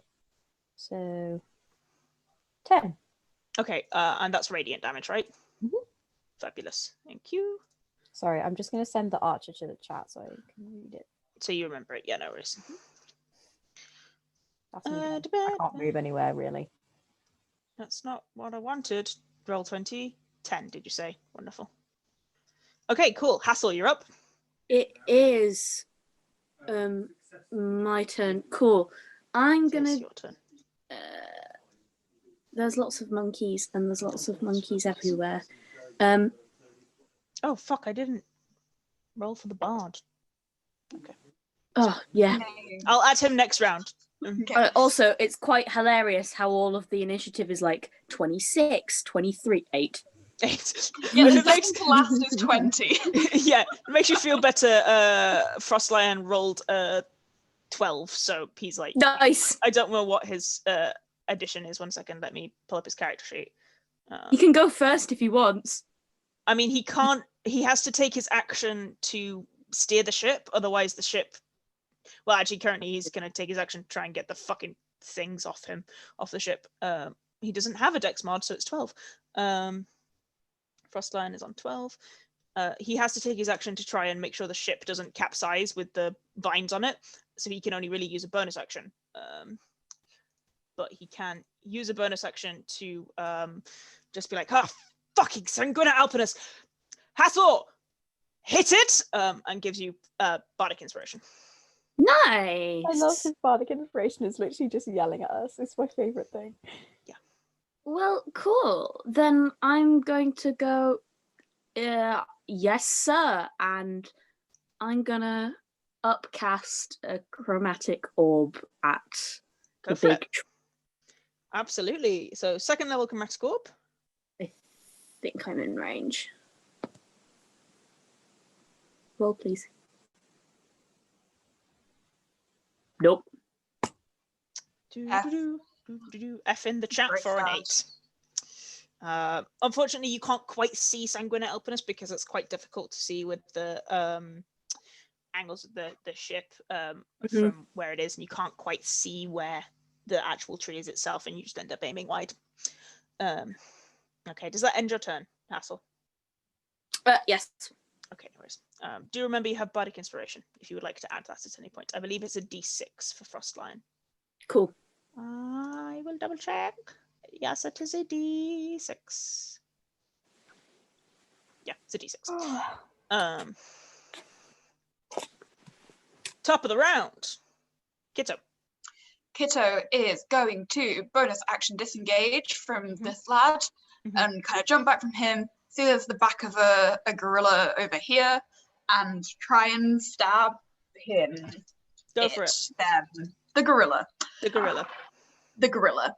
That is 17 plus things to hit. Yes, definitely. So with Sneak attack. with sneak attack, yeah. You've got Just allies on him. Yeah. 18. Okay, yeah, you fucking annihilate this gorilla. Like, it's barely alive now. You just drive your blade straight into the back and, like, pull it up its spine, and the gorilla barely is upright at this point. Okay, that's end turn. Okay, will bring us to Nerin. Leo, you're on mute, dearest. Sorry, I was asking boyfriend to give me water. They're within punchable distance now, so I'm Yes. going to punch them. Absolutely, go for it. Yes. Let's hope it works. No, that misses. Let's go back to roll 20. Second one. That will hit. I'm hitting the one right in front. Yeah, okay. That one. That boy, yeah. Yes. There we are. Down large. Okay, cool. And I'll use a key to do another one. Flurry of blows. Because No worries. why not? No. No, sorry. Cool boy. Okay. That's all. Cool. It's now Sanguina Alpinus's turn. It's gonna lash out with one of these vines and go for Frostlion. Ooh, natural 20. Oh no. Natural 20 on the board. And this Whoops. is how Frostlion dies. Oh fuck, I rolled max damage as well. Oh shit! No. That's 24. Oh dear. That's not all of his hit points, but it basically is. Oh no! Oh no! And he needs to make a con save against the poison. Is this RQG? The ship goes down. The ship goes, hard oh, edge okay, is it's fine. skewered. He rolled a 19 on his con save. He only takes the ship piercing falls, damage. everyone dies. I wouldn't do that to you. I am still in so much pain about Wild, okay? I'm in Aleks. so much pain. You know what, Different Alex? Aleks. You respect your craft. I'm glad you respect my craft because I do not respect Alexander J. Newell's. Alexander. Alexander, fucking, how dare you kill Oscar Wilde? I love him too much for that bullshit. Anyway. Okay, Frostlion goes from like steering the ship to barely being upright, bleeding quite heavily, and his skin has turned this violent pallid color. And he's like coughing blood. The other attack is going to be on. I'm just gonna roll a d4. We'll find out which one of you it is. 2, Kitto.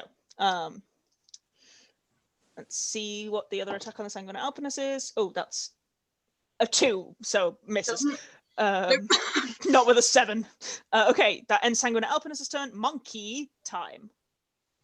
This monkey that's barely alive is going to try and whack Kitto and fails for the natural 1. I mean, it's in character. He just got super stabbed. That's true, yeah. This monkey is going to go for Hathor. Oh, and also rolls a natural 20. For God's sake. Yeah, my nice new dice are rolling well for me. My nice heavy ones. I hate that. I hate them. You did this to us, Astrid. Yeah, you can blame Astrid. Astrid bought me these dice. Stop being so gay and let us live in this fictional game. Frostline's gonna die because you're gay, Astrid. I just can't feel. Astrid, Hathor, you take 13 points of damage. Nice. As you are just massively clocked by this monkey. Whacked across the face. And the other 2 are going to go on Nerin. Not with a natural 1. No, okay, I rolled 2 natural 1s. I guess that kind of balances it. I rolled 2 natural 1s. You're going very high variance today. Yeah, apparently 20 or 1. That's all we've got. All or nothing. All or nothing, man. Okay, that ends the monkey's turn, which will bring us to a Cacula. Wow. Guess what I'm going to do? I don't know. What are you going to do? Oh, healing word. I'm glad. Thank you. Okay, Second level. that's a bonus action. Is it? Oh, no, I can't do the archer. That's annoying. Oh, No. it's okay because produce 3 as a cantrip. Whee! Yes, it is, so you can do that. Okay, you give 8 back to Frostlion, who now looks less like he's going to fall over. That's always good. Boop, beep. Oh, hell yeah, yeah, that's going to hit. Which boy are you hitting? The one that Kitto and Hathor are like surrounding.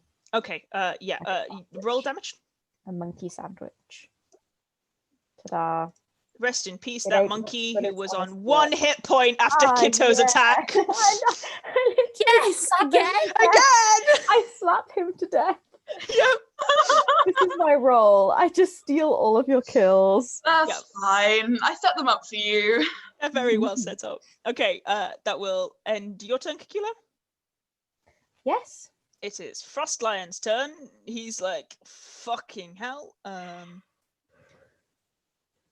Yeah, he's gonna upcast healing. He's gonna cast healing word at first level on himself so that he doesn't fucking die and end up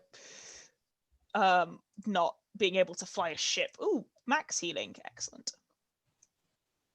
We appreciate him not being dead and therefore not able to fly a ship. Mm-hmm. +8. There we go. 19. He's not looking so bad. He's still wrestling, trying to keep the ship from capsizing. Hathor, you're up. Yeah, cool.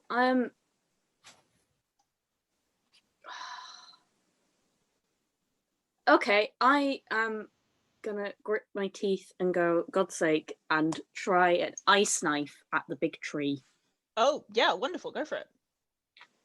Okay. Love a nice knife. I'm not rolling on roll 20. Okay. Don't forget you have Bardic Inspiration. Yes, I do.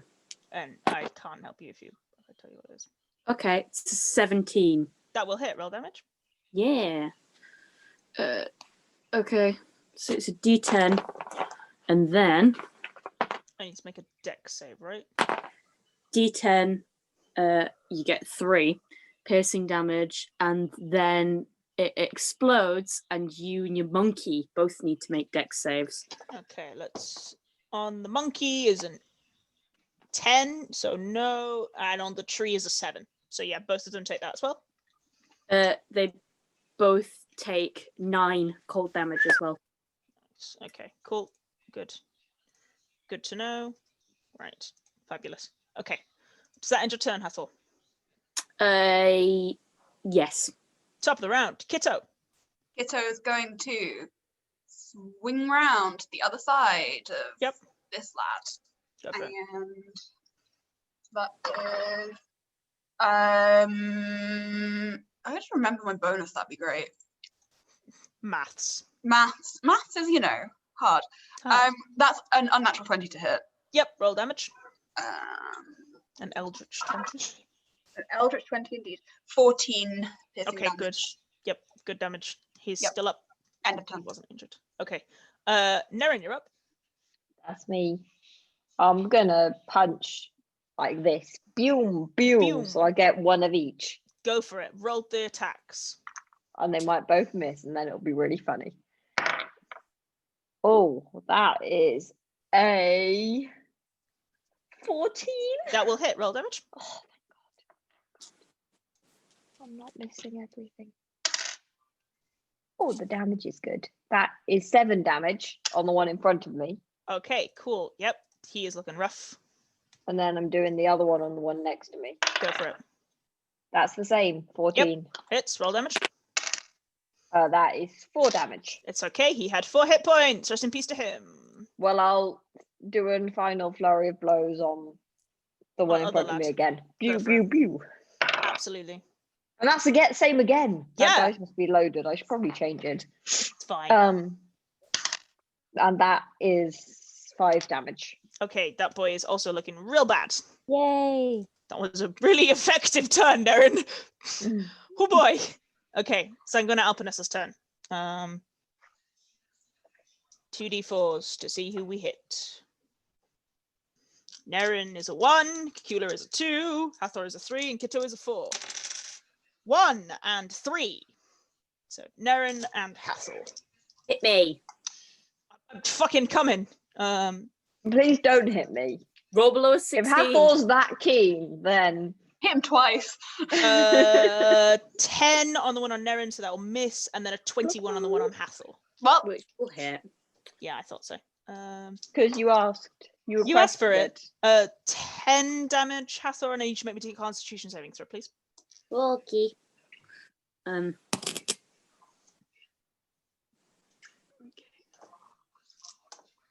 That's not what I wanted to do.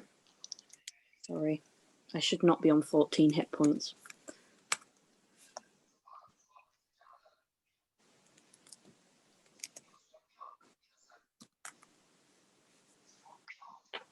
Oh, I am on bad amount of hit points. oh dear. Well, let's see whether or not you're on any hit Hathor points. looks Friendly really, neighborhood really fucking Cacula. rough. Friendly neighborhood Cacula is here. Well, it's What's your con save? con save of a 18. So You're fine. You don't take the poison damage, because that would have put you under. But you don't take the poison damage, you're all right. Yes, you are on a bad amount of hit points, aren't you? Jesus. yeah. 2 smacks and this boy's out. Yeah, well, that's wizards for you. Okay. That ends Sanguine Alpinus's turn. Monkey time. This monkey is gonna punch Kitto. Ooh, non-natural 20 to punch Kitto. So It will hit. 5 damage. Ouch. And then other monkey on Nerin. I can't. Oh, natural 1. I was like, I can't read it. It rolled into a weird point on my dice roller, but then it was 1, so it's fine. So he fails to punch you. Cacula, you are up. Okay, I'm gonna reach across this little divide. This monkey is gonna move to here, but that Grab takes his whole turn. Cacula's hand. No, that's me. Don't grab your own hand. Self-love. You're looking for a little hug. And that's the end. That's my turn. No, I'm gonna cast Cure Wounds at 2nd level. Grab Hathor's hand. Yep. And Roll your push. Ooh. Yeah, well. Oh, fucking juicy. Yeah, 16. Uh-huh. Max healing. Nearly. Good. Down. Cool. Yes, and then bonus action, story form attack plant Plant boy, boy. Go for it. Yeah, roll to attack. because I've had enough of these plants. Yeah, it's a real bad boy. Bad boy plant monster. That will not Boy. hit, I don't think. Not 11. It would 11 won't hit. No, sorry. Just under. Never mind. It is quite far away, and Cacula doesn't know how to shoot on a bow and arrow, so Okay.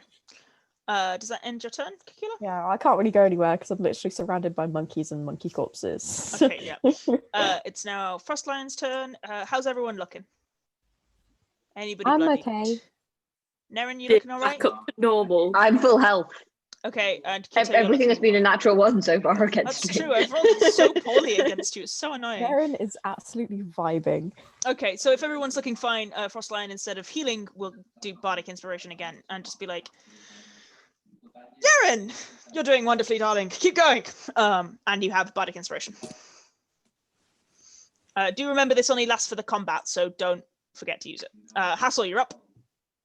Okie dokie. Freaking, I don't like that tree. I'm gonna smack that tree with an acid arrow. Okay, yeah, roll to attack. Ha ha! A non-natural 20. Absolutely, roll damage. Okay.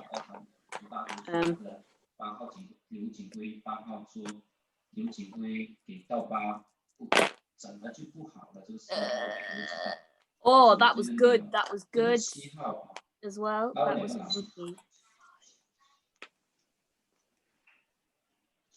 11. Nice. And, And then it takes half of that again on its next turn, right? Yeah, okay. another 2d4. Yeah, remind me when Mhm. it starts its turn. Okay. Top of the round. Kitto, Kitto's gonna go in for another stab. go for it. That is, that's a real shit. That's 11 to hit. That will not hit the monkey. Okay. Nerin, you're up. I'm punching the one in front of me. Go for it. That won't hit. I'll punch again. Go for it. That probably also won't hit. It's a 10. 10 won't hit, I'm afraid. Yes. Okay. Oh, poo. I should have used my inspiration. Forgot. It was even in front of me. Oh, well. What was your... I didn't know your first roll, so if you want to use it on your first roll, I'll let you do that. It's fine. Okay. I wouldn't have used it on my first. I would have used it on my second because Okay. it was closer, but I just forgot. That's fine. Okay. Sanguina Alpinus. Sanguina Alpinus. Do. Ow. Oh, okay. Attack on Nerin. Attack on Cacula. Rude. Come on, Sanguina Alpinus. Okay. Rolled the same. Oh no, it didn't. Oh no, did it? God, I can't see with these contacts in. Yes, no, it did. It rolled the same. 18 for both attacks. That'll hit. 2 13s. Hits. Okay, Cacula, you take 5 damage. Nerin, you take 10 damage, and I need you both to make Constitution saving throws. Can do. I'm going to roll an actual dice. Okay, much better. 16. Yep, you're fine. 17, actually, sorry. Natural 1. Okay, Oh, Nerin no, gets no. poisoned. No, Neri. Nerin, you For take Nerin. Nerin, you take an extra 11 points of poison damage. Lovely.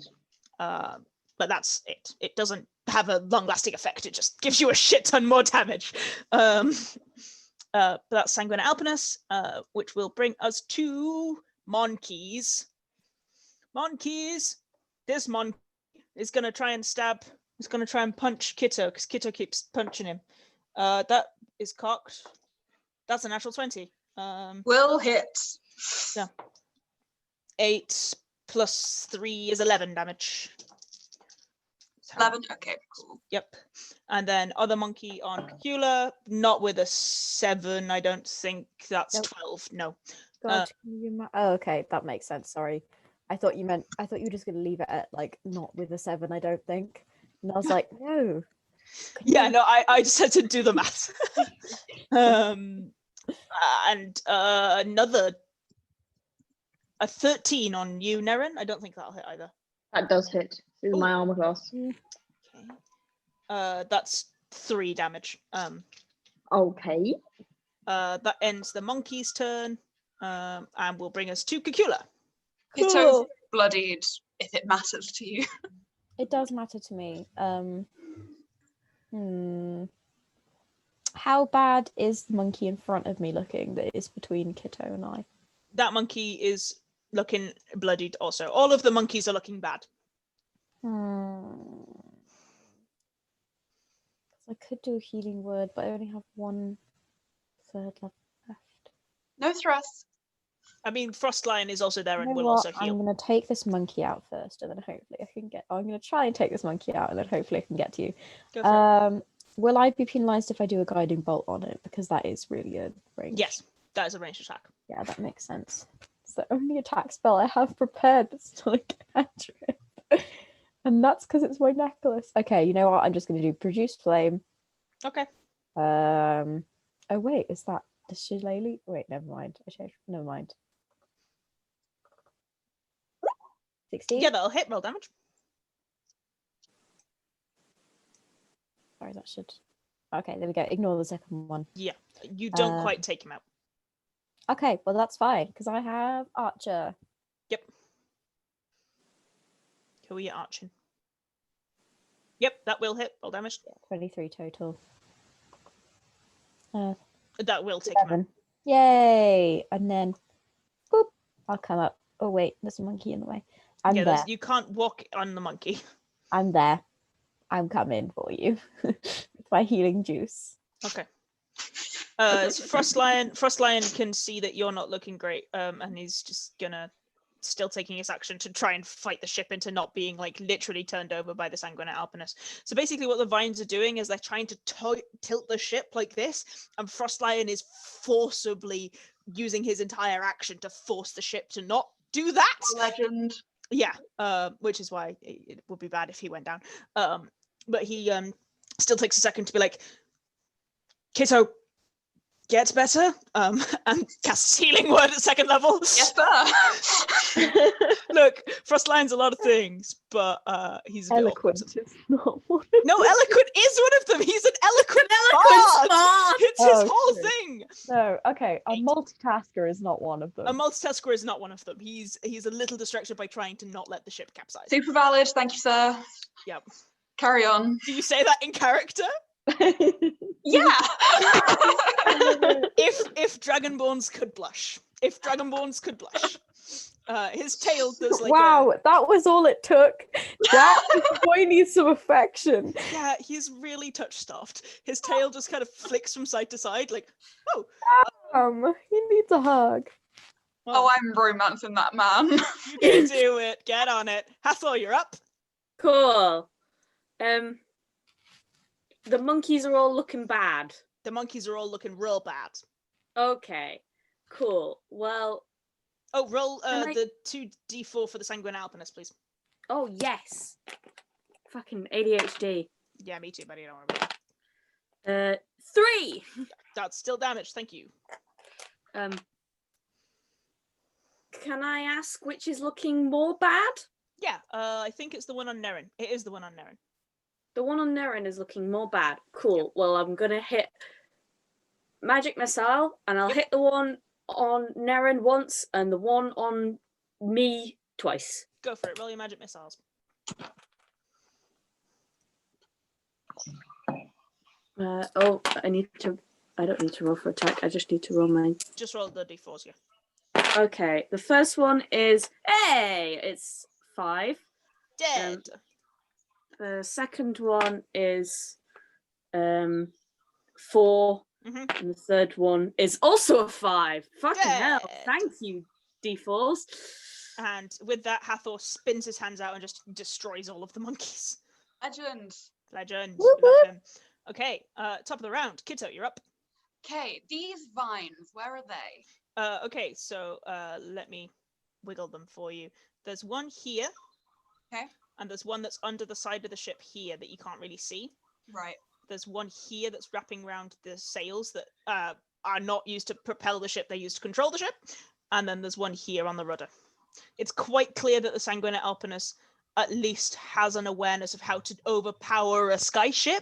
Like, they're strategically placed that if you pulled on all of them at the same time and there wasn't someone like desperately doing what Frostlion is doing, the ship would capsize immediately.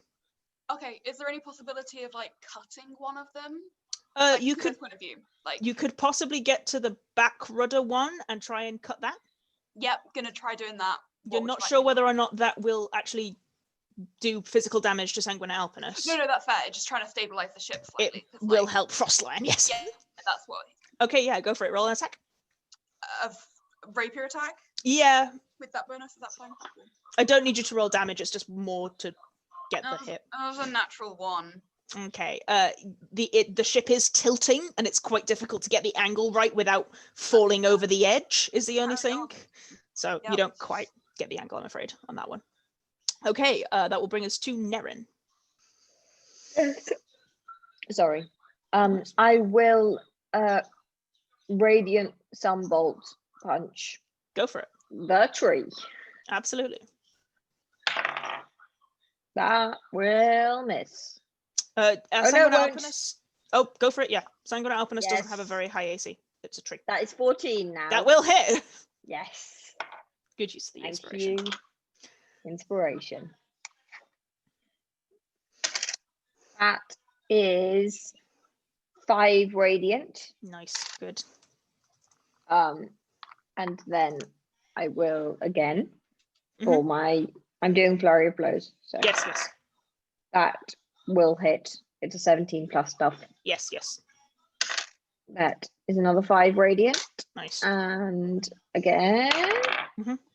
Oh, that won't hit, I don't think, because it's under 10. No, sorry. But oh well. That's still pretty good damage. Yep. Yes. Okay. And it's your turn. It's Sanguinate Alpinus now. I'm just going to continue to roll d4s because Sanguinate Alpinus does not have enough intelligence as a plant to like actively choose things that are damaging it. 3 and 2, so that's Cacula and Hathor. Rude. What did I roll there? God, why are the numbers so small on this? 1 will definitely hit Hathor. Hathor is a sort of a 19. And then a 15 to hit Cacula. That does hit, yeah. Okay. Hathor, you take maths 7 damage. And I need to make a con save. Cacula, you take also 7 damage, and I also need to make a con save. I mean, I would argue taking maths damage is infinitely more hurtful. I take maths damage every goddamn day. Yeah, me too. Every day I wake up And I take maths damage. Oh dear. 9. Never end. Okay. 10. Fail. 10. What did you get? Hassel, remember you still have inspiration. I got a 10 as well, but I used the bardic inspiration. To get to 10. Yeah. You both fail. Oh. Yeah, it's a DC 13. Maths damage, 10 damage. To both of Okay. you. Yeah, you both take 10 poison damage. From Sanguinate Alpinus. The vines are like thorned, and then when they slash into you, there's just like this green brown liquid ichor which smells like blood, and it is vile. And it Nice. Cacula like has a vine thrust partially into his stomach and just throws up a little bit. Yep, Cacula, it's your turn. I'm on 6 HP. How is Hathor's Kitto on doing? 2. How is Kitto doing? Kitto, how are you Hathor's doing? on 2. Fine, Okay. Kitto's no longer bloodied.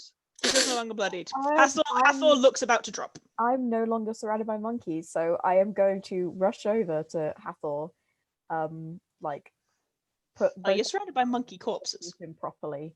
Fucking dead monkeys everywhere. Why are there 25 messages? Got 25 messages from. Immaculate vibes. Oh. Was that all for me? Yeah, it's all for you, baby. Yep, but there.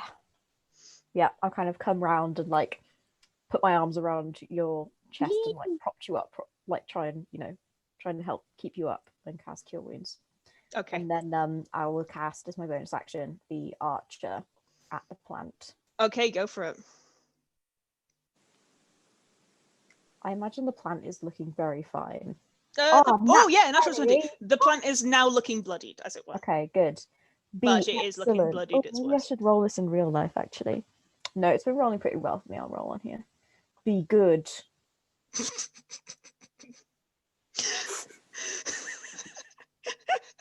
Is that 5? That's sad. That's so sad. No, 6. 6. Oh, 6. Okay. It became all right damage. I hate it. I am so sorry for you. Frost So Lion. far I got that 20 on damage for like months.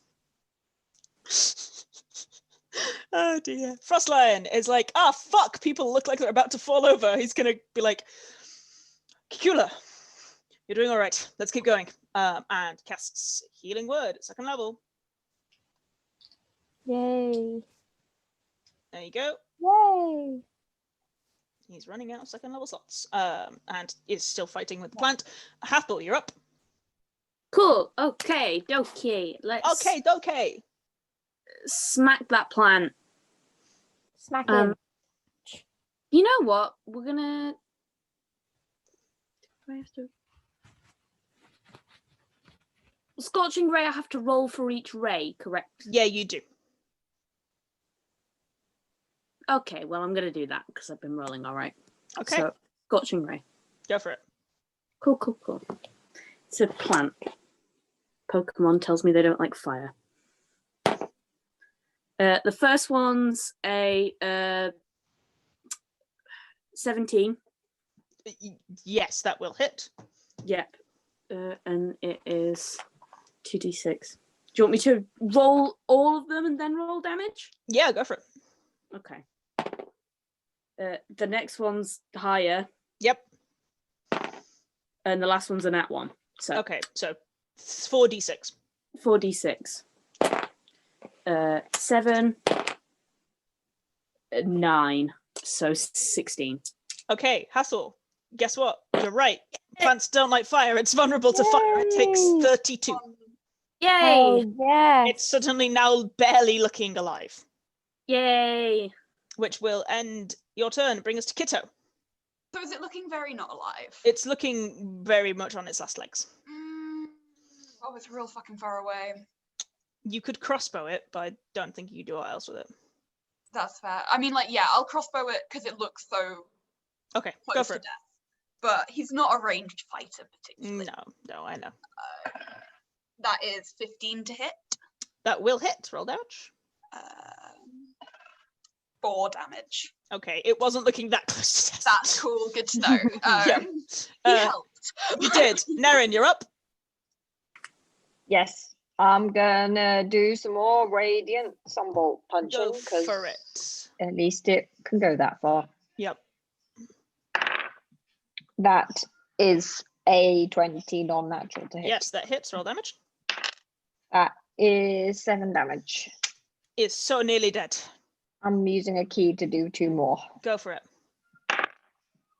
That is 14 to hit. That will hit. Roll damage.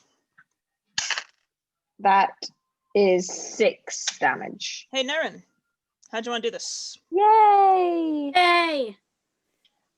To be honest, I don't really know exactly what the radiant sunball looks like. Like, do I just like punch the air and a sunball shoots out, or like do I? Firebending. I guess if you, it's kind of like Avatar, right? Is the radiant is like some of the Yeah. Sunstone monk stuff. So you're like you've got like a hot core of energy and you throw it. Ooh, cool. Yeah. Okay. So you're like Oh, like a kind of cool like Tai Chi thing. yeah, like a Tai Chi movement. I Okay. think yeah.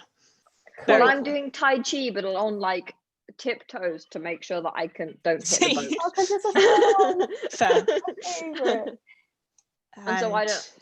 Yeah. Yeah. I just like. And as it happens, this tree gives out this horrible quiet sound, and the vines curl and unwrap and unravel and disappear from the ship, and Frostline eventually manages to right the ship. We all right? Yeah. Everyone's Just still about. alive? Yes. You look Yes, a little no, I'm rough fine. there for a moment. Yeah. Cacula, are you okay? I should be fine. I just need to sit down a little bit. Can you heal? Yes, I will. Are you alright? Do you need Oh, something? yeah, no. Sorry, I meant for you. Oh. Take Yes, a that's a good idea. take a rest, guys. Take a I'm break. gonna just like I doubt slap they'll my be. own arm and cure wounds myself. Yeah.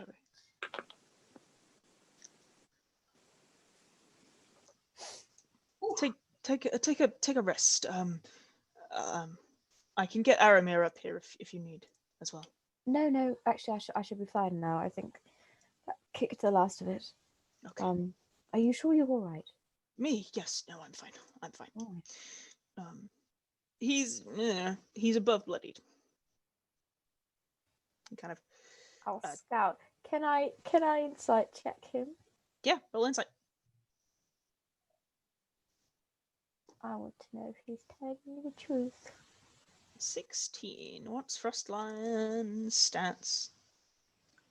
Frostline. Don't lie to your doctor. He's hard to read. Oh.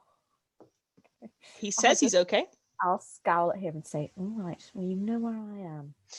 I'm fine. You really helped us out there. I'm really impressed with how you kept the ship upright. That plant was strong. Yes, sanguinate alpinists. They're always a bit of an issue. You see them a lot then?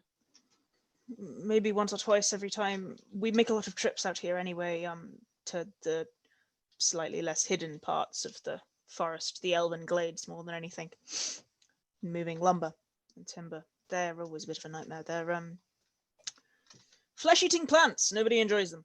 I was gonna ask if they're carnivorous. They are. It feels rude for a plant to be carnivorous. And as the ship kind of flies over, he points down, and you can see it has this like massive maw that, like, we're not talking Venus flytrap here. We're talking it has jagged teeth, and it is got this like crunching maw that is now just laying open, and it almost looks red on the inside, like a gullet. It's not pleasant. Nice. It smells very strongly of like iron blood. Oh. And do they often work with gorillas? The apes are sometimes there and sometimes not. They're also carnivorous, and What it's an isn't? easy way of getting food. Yes, what isn't out here? It's the downsides of the forest. Yeah. But we should be close to Tula. Scroll. It can already photosynthesize.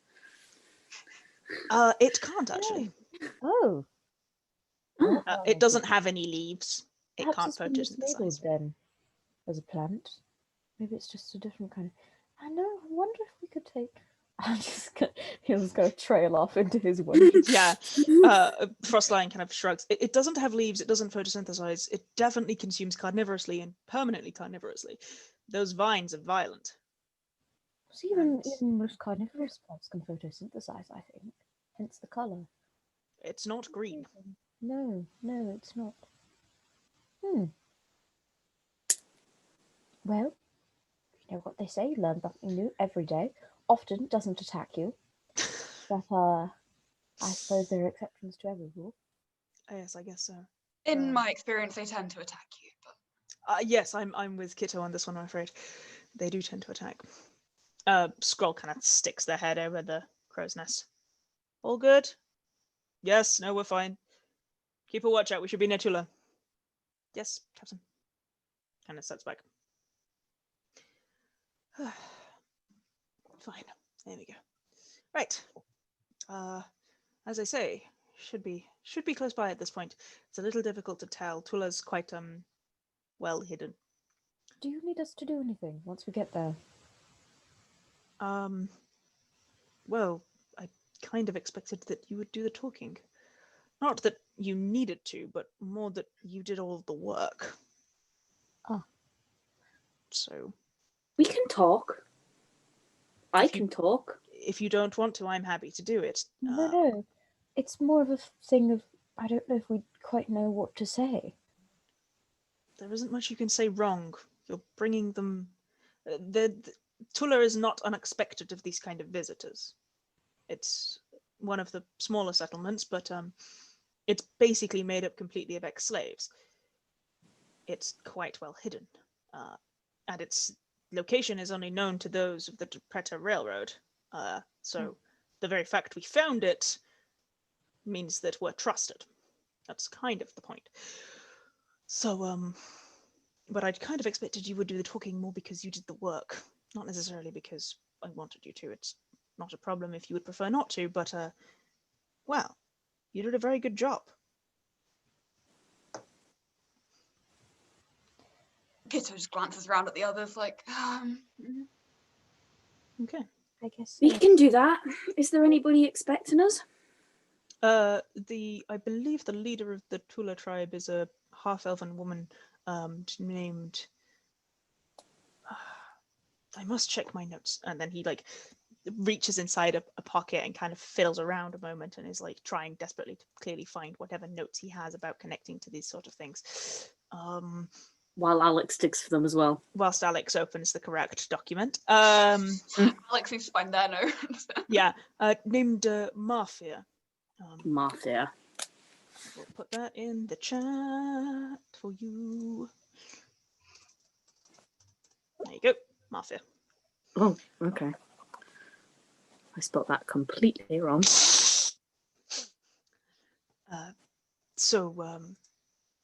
I believe she's the leader of Tula. I've never met her. It's the first time I've taken slaves to Tula directly.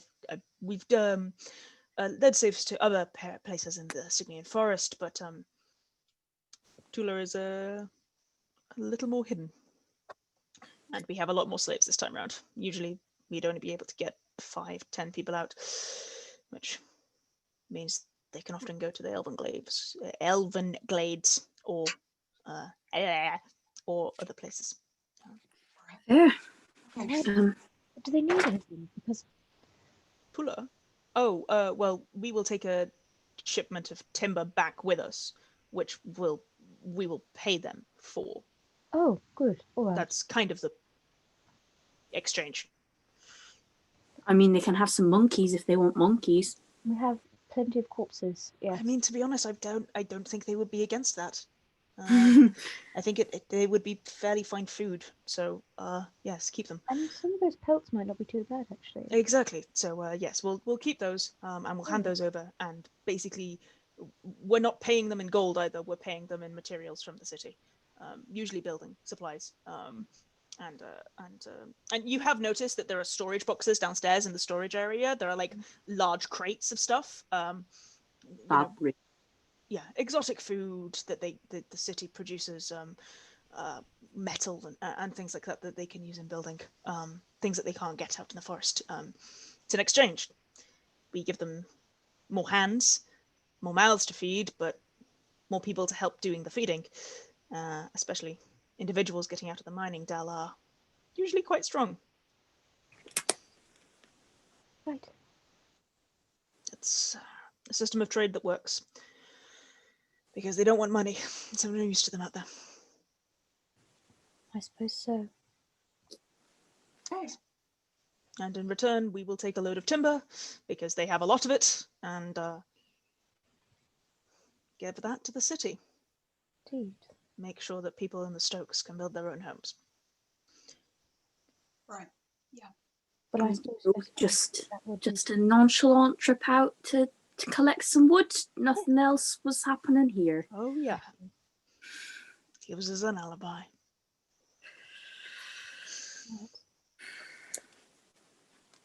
Nerin, you're muted, dear. I remember now. Nerin is squatting, not standing throughout this whole conversation because Nerin is resting. I love them. How long do you reckon we've got? Any minute now? Maybe 30 minutes. Okay. So perhaps take a quick break. All right. You take it easy as well. Yes, I'll be fine. Before he leaves, I'll just clap a hand on his shoulder, squeeze, and cast Cure Wounds because he can't stop me. Amazing. Okay, yeah, he's fine. Yeah, he's fine now. He kind of This pleases Cacula. he's you just got him to full, actually. That was enough to get him back to full. He kind of fine, takes out his flute and plays a short ditty on it, giving you Song of Rest. So very nice. Oh, I forgot we had hit dice. That's a thing. Yeah, so if people want to take a short rest, and you sit dice, you also get an extra 6 from Frostlion. Hey. Oh, nice. We love to see it. Yeah, so reset your short rest Oh, stuff if you want to do see. that. And yeah, as I say, if you're rolling kit dice, you get an extra 6 from Frostlion already. Hathor, are you doing Arcane Recovery? Cool. Yeah, I will. Cool. Are you getting, what are you going to get back? Second well, level or 2 firsts? What do I get? Yeah, it's a second or 2 firsts, and the first will be more valuable. Okay. I think. No, 1 second. 1 second for you. Excuse me. Cool. Okay, and everybody else resets all of their things that they reset. Okay. So, you take like 30 minutes. A few of the other crew members pop up and down on deck. And eventually, after literally just after about 30 minutes, you hear a yell from the crow's nest. Captain! Spotted it! Frostline. Good, excellent. Let's bring it down then.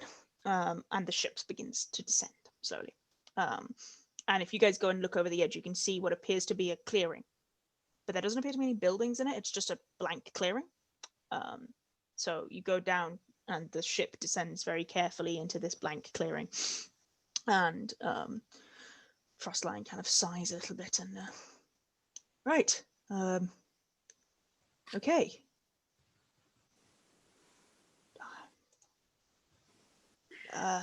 I'll want to point us in a direction.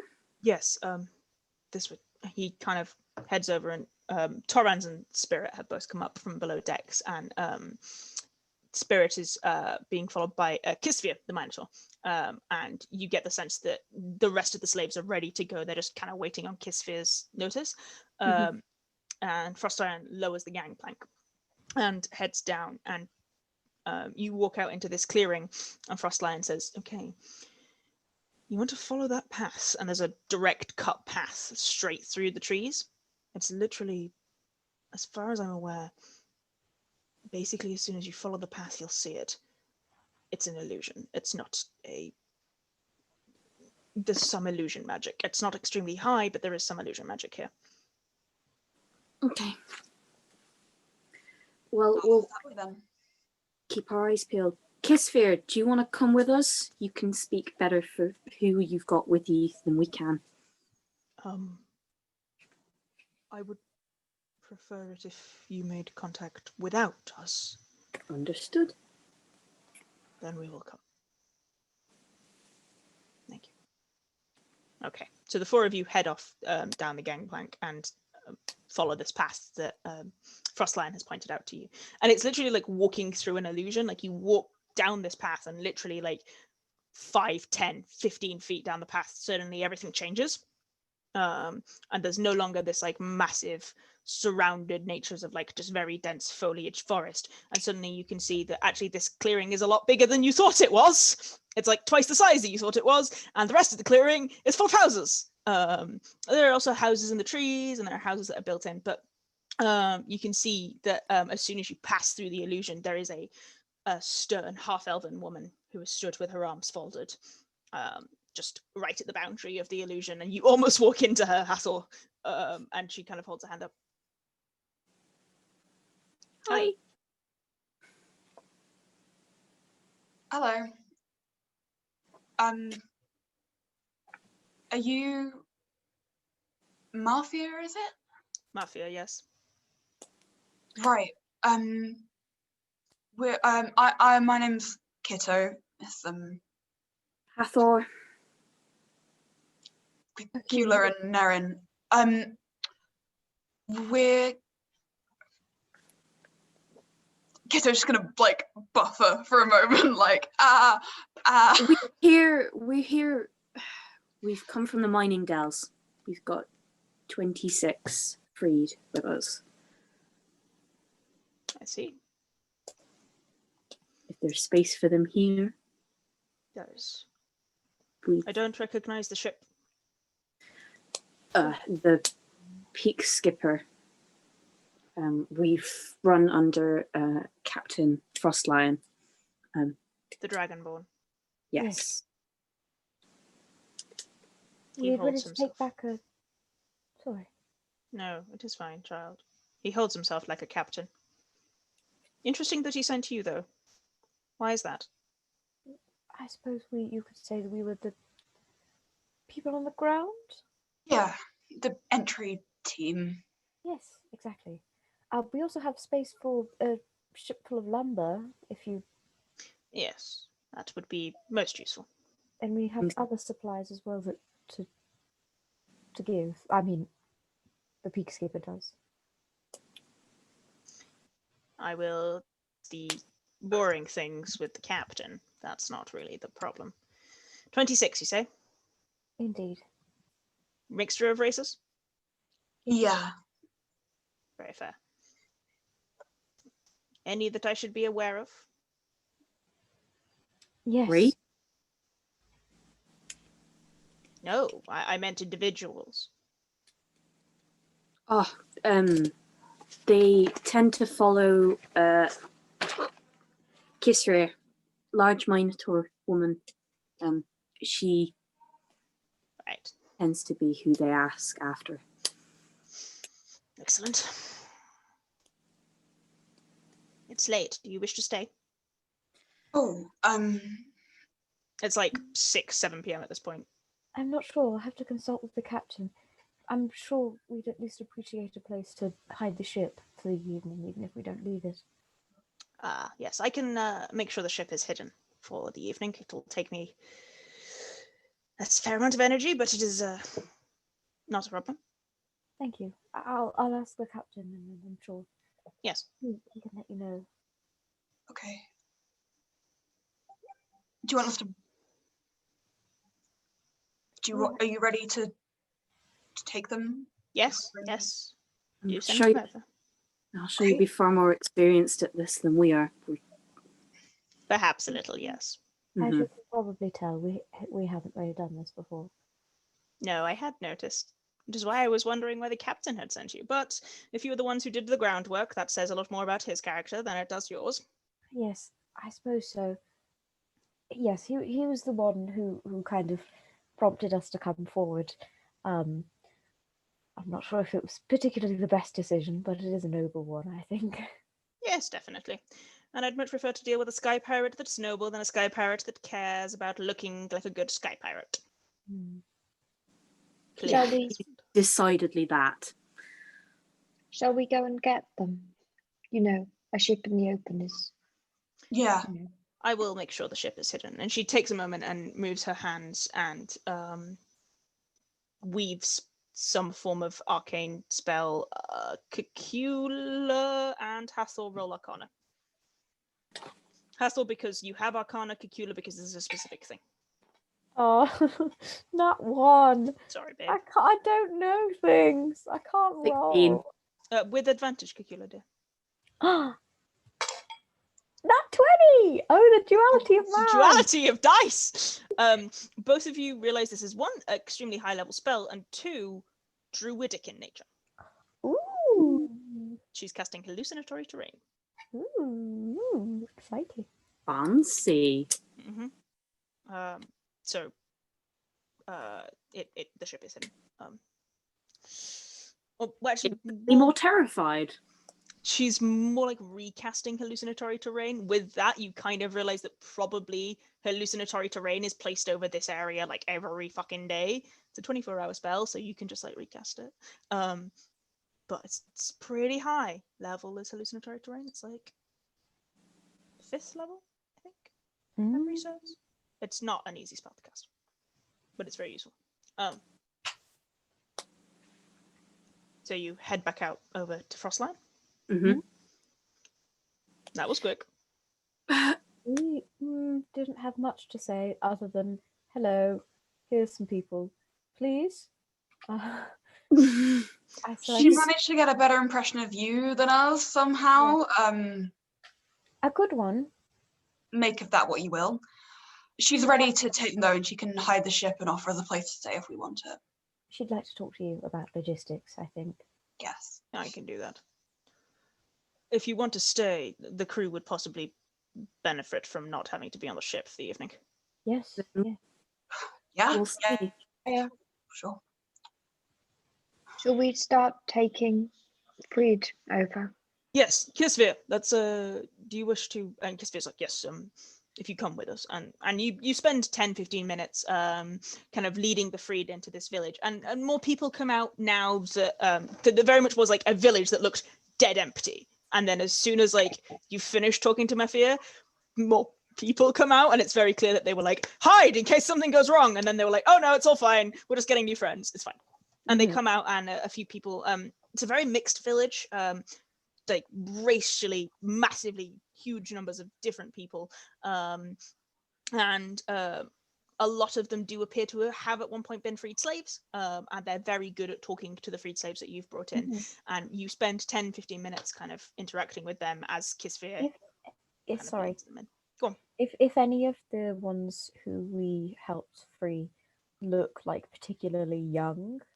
I don't think there's any under your age. Oh, okay, never mind then. There possibly would be in the city, but because the mining dells are specifically strength, they don't tend to particularly have particularly young slaves. Yeah, I was just thinking in case like there are any that are born there, like do they keep them there? I didn't know.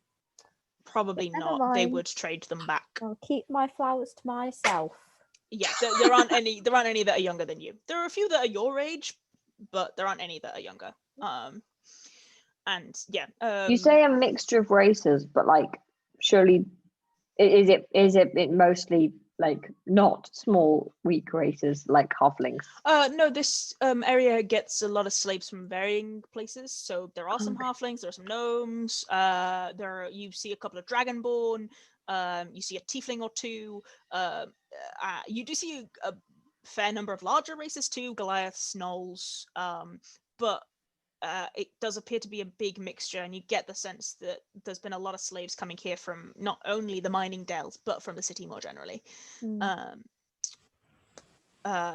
and Frostline appear to have a quiet conversation off to the side about logistics of, like, every time you walk past it's something really dull, like no, we've got 26 pelts, so if you trade that for this amount of oak, like it's really like it's so uninteresting, but it gets sorted out, and after a few minutes Frostline turns around and goes, Torrens, Fenrir, Spirit, bring out the boxes, let's go. And the more physical members of the crew take out the boxes that the peak skipper has on and start loading the peak skipper up with lumber, and slowly all of the other members of the peak skipper come out, and as that happens, Mafia comes over and says, there is a larger communal area that we would use for guests. You're not the first sky pirates to come late and want rest, if that's all right with all of you.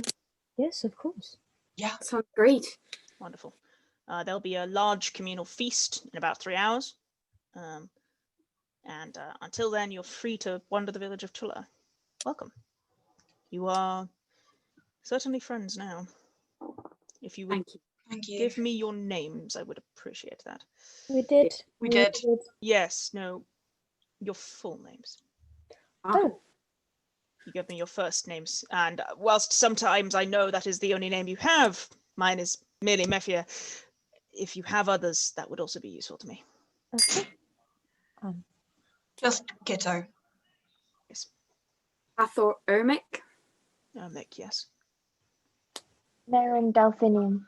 Delphinium. Cacula, Etis, Wyverstone. I see from the look on your face you're not exactly in contact with your family. No, quite. You know you don't have to keep the name if you don't like it.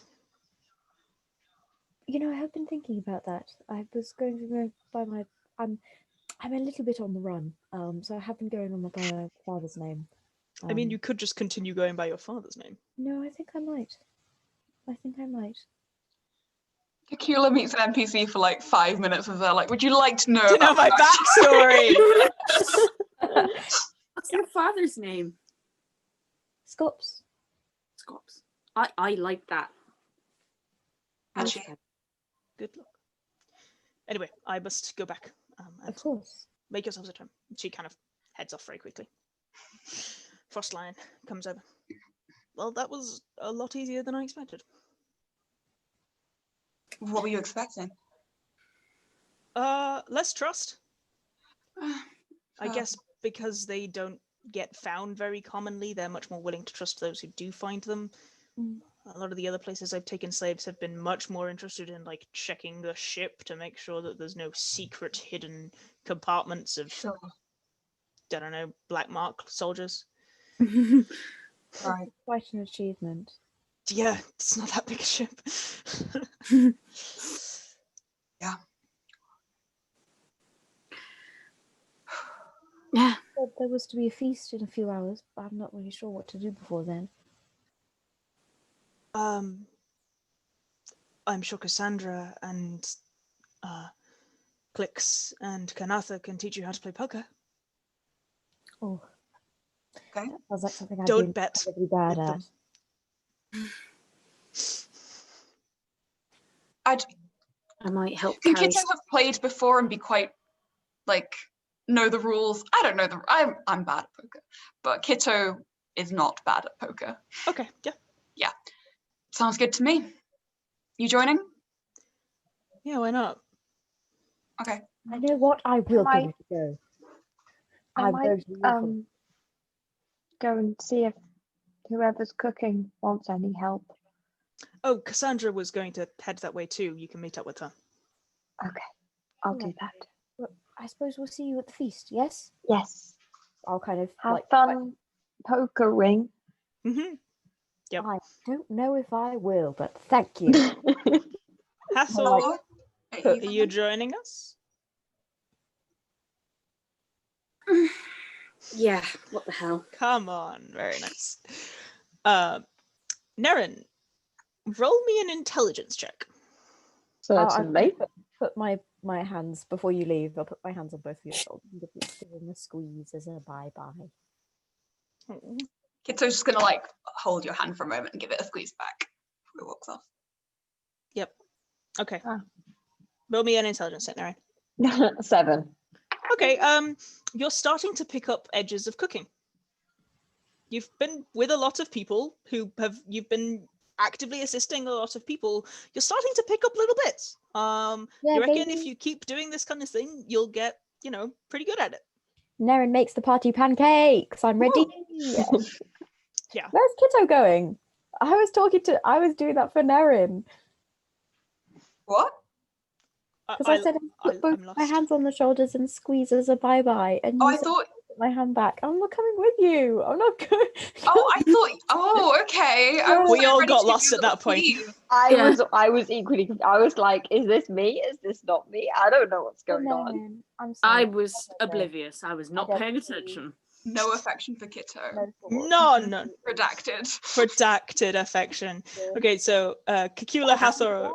I will put my hand on your shoulder as we walk and leave it there. Okay. Very much affection. Hathor's gonna come up in like Kitto's periphery and like look down at him and be like,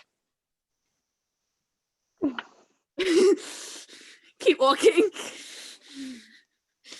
Yep. Have you Okay. played poker before?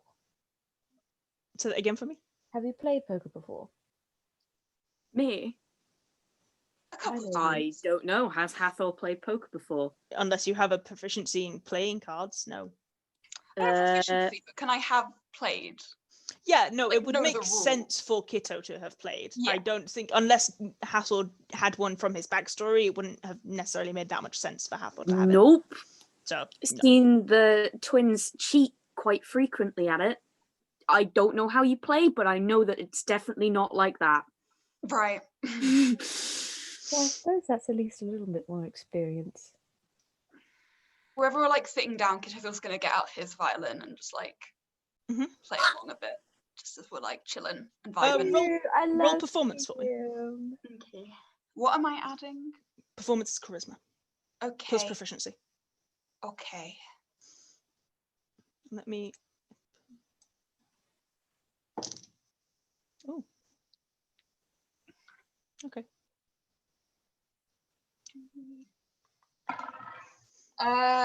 13. Okay. It's nice. And actually, about halfway through, Frostlion removes his flute and joins you, and he rolled better because he's a bard, which is unsurprising. It is his thing. But he carries you a bit, and it makes your playing better because you're balancing off him. And so just quietly on his flute for a little while, as the other members of the crew come in and sit down, and a few of them kind of bounce off to themselves.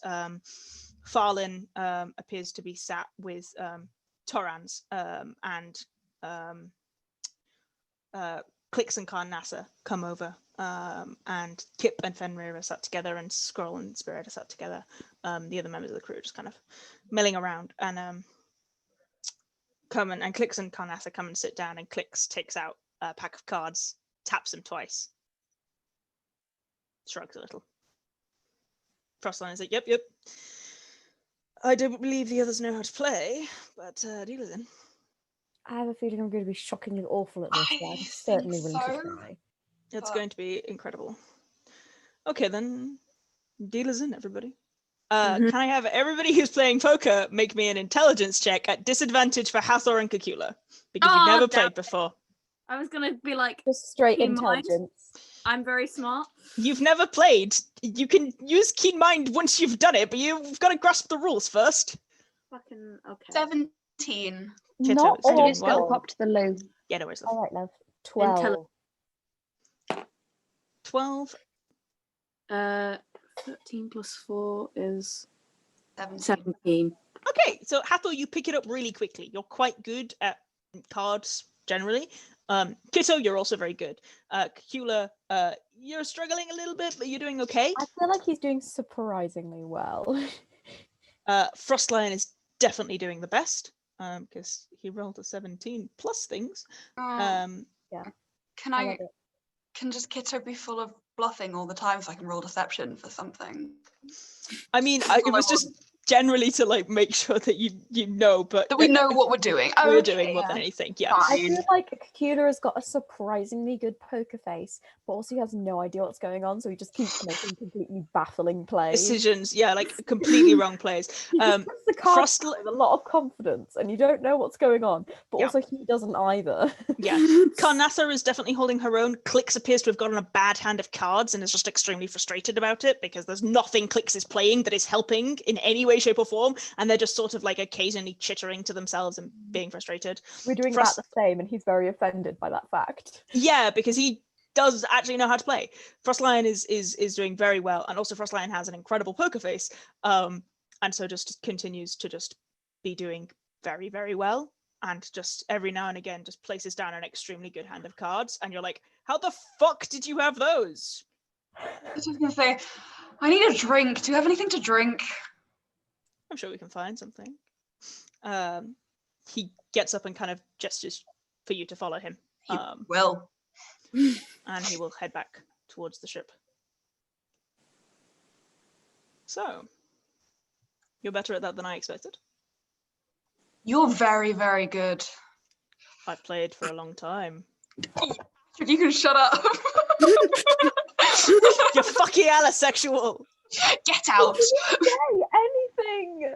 They said No, I was just admiring that blatant flirting.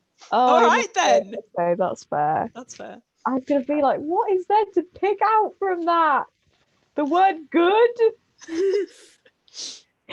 He was like, "Oh yeah, you picked that up quickly," and you're like, "Yeah, you're amazing." Yeah, and you're hot. What?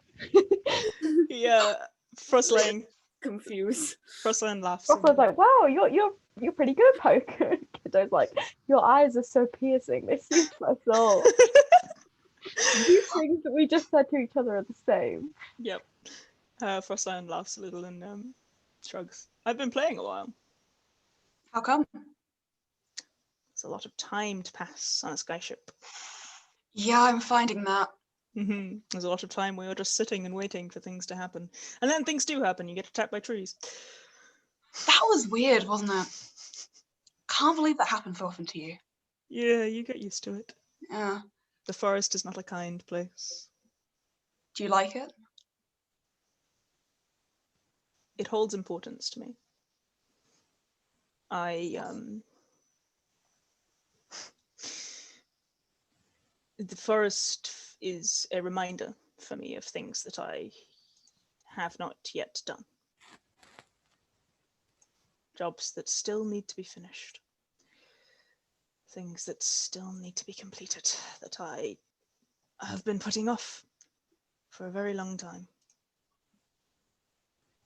In general, or just wanting to do good? 8 years ago, I became captain of the skyship when the previous captain died. I heard about that from Fenrir. When I became captain, I made a promise. Well, my captain, Rainhawk, made a promise to an individual who is out here in the forest to help him. That was 8 years ago, and I have not been able to follow up on that promise, and he's still out there, and I don't know where he is, and I don't know how to track him. Sounds like you're not exactly procrastinating it. It's hard to find people out here. Perhaps. But I've been running from it just as much as I have been paying attention to it. Who is this person? His name is Guardian. Guardian? He's the first of the Warforged. Oh. The first? What does that mean? The Warforged have a complicated history that I will not go into now. It's not my place to say, it's theirs. But he was the first to interact with us. Oh, right. Us being people, generally. I Us mean, admittedly, fleshy beings. specifically the very first crew of the Peak Skipper, of which myself and Farlan are the only members still living. You must have been young. I was 18. Admittedly, Dragonborns age a little faster than humans, but that still only puts me at maybe 20. Yeah. God. Couldn't even tell you what I was doing at that age. Jesus. It was a bit of a baptism of fire to become captain at that age. Yeah. Yeah, well, you come out all right from it. I hope I've made Rainhawk proud. He always said I was the best thing he'd ever done in his life. See, there's like Ruth thing, like, oh, were you two? No. Out of character. I was like, the vibes you're getting is more the soundtrack vibes that we're having here. I know that. This is more of a. He was like a father to me when I didn't have anyone. Just to clarify. Got an inkling. Frost Lion may be a great lay as well, but that was not what was being referred to. Every day I curse this planet that I live on. Yep. I hate it here. Yeah. I apologise, I will stop. Sorry, the music's changed now. It's very much Yeah, I know. I'm like, the only downside to this track is it does this about halfway through. There we go. I was gonna be like, I'm sorry you lost him. It's all very like. There we go. Try doing it now. I'm sorry you lost him. It sounded like it was unfortunate. There's a reason Atri wants to make sure that we don't use elemental power for a long time. They're unpredictable things, and crashing a skyship in this area with elementals within it, and all of this without. Well, that could have been us back there if you hadn't been so. Because it was gonna like if like presumably we're like walking to the ship or walking around the ship, You'd like grab his little bicep and be like strong.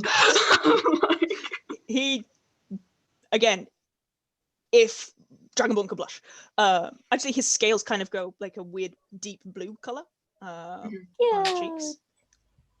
I like him. I wouldn't say I'm very strong. That was a bloody fucking huge plant thing with a massive fucking mouth trying to eat our ship, and you just with your little noodle arms kept us on. Very strong. Okay, fair. Apparently I need to get better at taking compliments. Oh, sure you get there. Where is this alcohol? He leads you just downstairs and into the kitchen and opens a cupboard. It's whiskey. Takes it up. It was like, I would flirt with you, but only to get alcohol. Yeah. Purely. Well, when I was like, oh, we should get some alcohol for the poker game. Yeah, like, no, you know. he is like he's like handing you 2 bottles of whiskey. Like, this is an intention to take it back. Okay, cool, because I was like... No. He's like handing you 2 bottles of whiskey, and he takes another. No, Amazing. gonna ditch everybody and go flirt in the ship by ourselves. Belts, yeah. And he laughs a little. Kit's just gonna take a swig from the bottle. What about you then? You know so much about me now. Oh. I don't know if there's that much interesting to tell. With the cloaks for a while before I learnt the whole thing. Yeah. Just drifting right now. Not close with family. That I understand. Just I don't know. Maybe I don't know what I'm doing. Honestly, like I don't know what I'm doing. You're doing something good. Yeah, I think I ran into good people. We often do. I certainly wasn't doing anything good before I met Rainhawk. What were you doing? I was a scrappy orphan kid and I was stealing anything I could get my little hands on. Imagine you were very, very cute. Possibly. Depends whether or not you find Dragonborn cute. Give me time, he says, and just Frost Lion is bright blue. and then kind of and then follows you. We are listening respectfully. Respectfully. And the rest of you come back to a still slightly blue tinged Frost Lion. I feel like Cacula has given up trying to actually understand what the cards are now, and is now just like straight up going to Hathor like, and then if I put that one. I can't hear you, darling. I can't hear you. You need to not whisper so much. Yeah, so Stage he's, whisper. like, whispering with Hathor like, so if I put that one with that one, is that good? But then why is that good? Hathor is being kind, but Okay. making sure that Cacula actually doesn't beat him. That's fair. Absolutely valid. You do quite well at that. Yeah, Kitto's gonna come and just like bend down behind Cacula, look over his shoulder, be like, whiskey? Oh, Whiskey. oh, hello. Yes. Can see it's not going very well. No, I don't know what's going on at all. Clicks looks over and goes, Right now, specifically. how are they doing as good as me? I actually know how to play this game. I hate it. I feel like that's more of a comment on your cards than your abilities. to be Useless quite things. honest. Karnatha laughs and rolls her eyes. Well, you know, we all get there in the end. Yeah. I feel like this will only be made either much better or much worse with the application of alcohol. So. Oh yes, hand it over. And you manage to create a little huddle of the entire crew of the Peak Skipper, apart from Scroll and Spirit, who sit near but obviously don't drink because it doesn't do anything for them. But the rest of them do come over and sit, and the card game kind of gets forgotten as you sit and talk. And after a couple of hours, you're all gathered up for a huge feast. And it's very communal. The feeling in the village is incredibly celebratory. Nerin, you are well lauded by the 3 or 4 cooks that you meet.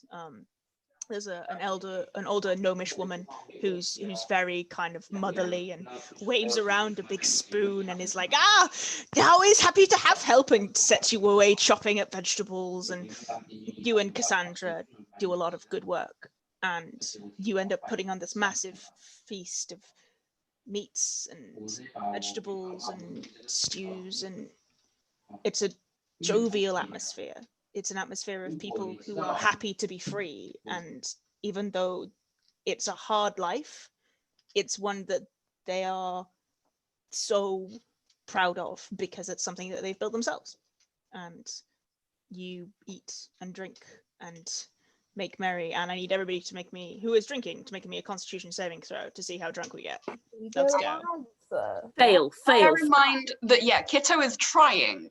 Okay, if you're trying, make it with disadvantage. Cool.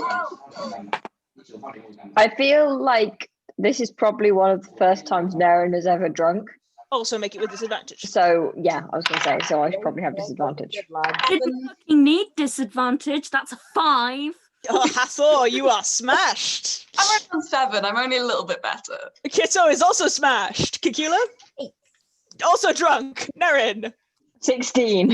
Okay, Nerin, you you don't get drunk. You're like, Just very hesitant. you're very hesitant because it doesn't taste nice. So you're sort of like, you But- drink, but but- you're also not super convinced by the alcohol. So you don't get drunk.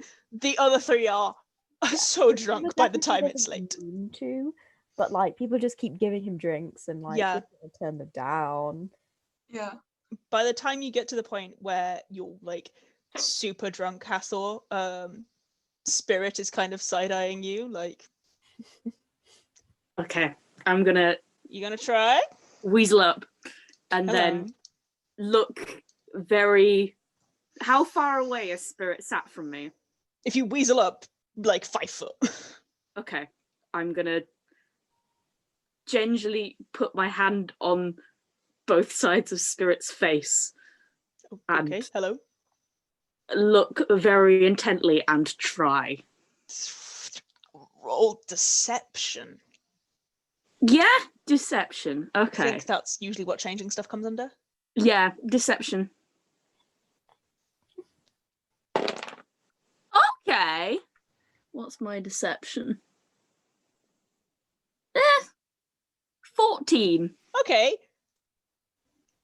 It's a bit weird. You kind of managed to get the colour right. Uh-huh. And the eyes right. But obviously Warforged have like face plates, which you can't really mimic. So it's not terrible. And Scroll looks over from where they're sat next to Spirit, and that's incredibly disconcerting. And Spirit laughs. I'm And gonna kind of, open my mouth and talk and be like, it looks freaky as hell, doesn't it? oh no, oh, I hate that. Spirit is like, oh god, because of course your jaw still moves normally, and Yeah. that does not look good with the kind of weird plates that you've sort of mimicked in color. Which of course that is not at all how Warforged speak. And Scroll shudders and is like, I am not looking, and like shutters their eyes. I thought that's fucking terrifying. I'm gonna look over and yell at Frost Lion in Cortan and go, hey, Captain! Jesus motherfucking, by all of the gods, Hathor, what in the 9 hells did you think you were doing? This is He looks great. He looks great. Yeah, until you speak, and then it's the most horrifying thing I have ever had to view. I've Hathor's... known people like that. Beautiful until they start talking. Haven't we all? Haven't we was all? that aimed at me? No, Hathor, no. You have very good words. Spirit's like, I'd appreciate it if you stopped wearing my face now. You That'd be really great. do. Okay. Hathor, you have. Hathor, listen to me. Hathor. Hathor. I'm listening. What are you? I'm here. Such excellent words, honestly. Listen to them all the time, and they always have very good things to say. Thank you, Cacula. That was a joke. That was an attempt at a joke. Nope. That makes sense. Okay, who am I changing into now? Oh no. Frostlion just kind of stands up and is like, nope. No, come back. Come back. As long as Hathor doesn't make me look at my own face, please. Hathor. Very nice face. I'm sure Hathor would do it very good justice. Okay, He's Cacula. very talented. Oh, Hathor becomes Cacula. Oh God. It is a little, hello. I'm just going to boop you on the nose. Very good. Do my freckles really look like that? I haven't seen my freckles there for a very long time. Frostlion sighs and comes and sits back down next to you. He'll start like poking the freckles individually, very gently. Oh dear. Oh, very nice to be. You're very exquisite colour palette. Oh, thank you very. I mean, I suppose you must thank my parents. But Did you hear that, Cacula? You're an exquisite Colour palette. That's a wonderful way of putting things, darling. An exquisite colour palette. Excellent words. Yeah, such good words. That you do. You don't have to thank my parents for the colour palette. You can't because they're dead. But you would have to thank. I didn't really have much to do with it. I did dress myself though. Excellently. and it pairs really well with your skin. It can be difficult when you have skin tones that are not natural to pair. Yes. Nerin, I'm sure you also understand this. Nerin is just staring in awe at the sight of drunk people because being in a monastery, you don't encounter them. No, yeah. I mean, the monastery doesn't have any rules against drinking, but also it's very much a kind of like you have a drink, but you don't get drunk. Also, monks. Monks, it's a bit harder. If you're an adult monk, you're probably not very likely to get drunk. Yeah.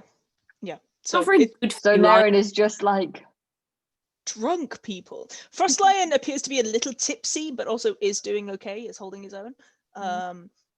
Clicks. Nerin is mostly staring in confusion at the Hathor turning into people and then saying Cacula and Kitto being like, your words.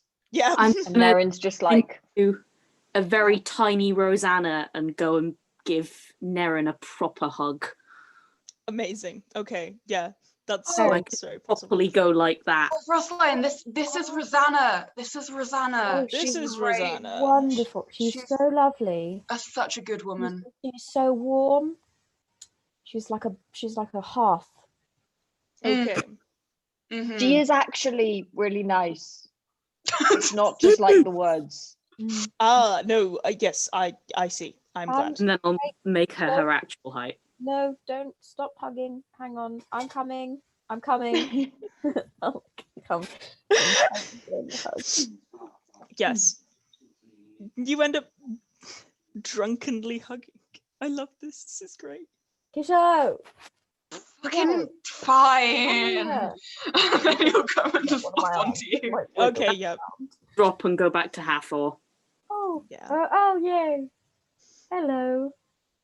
Wait, which Hathor? Which Hathor? This Hathor? I think no, he'd go back to blonde Hathor. Yeah, because that's his idea of dropping. Yeah.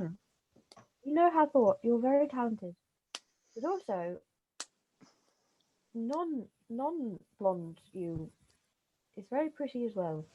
You know? I am terrifying. I am scary as fuck. No, you aren't. I could show you scary as fuck. I can't. I mean, I guess I could. Hathor, I think non-blonde you are elegant and enigmatic and very pretty. And I I'm think in need of a haircut. maybe that is. But also, you know, I could do some very fun plaits with your hair. Or we could just chop it off now if you wanted. Yes, I believe that Karnatha is actually quite good at it. Could give you Well, such I was going to offer to just do it at random. That would be fun.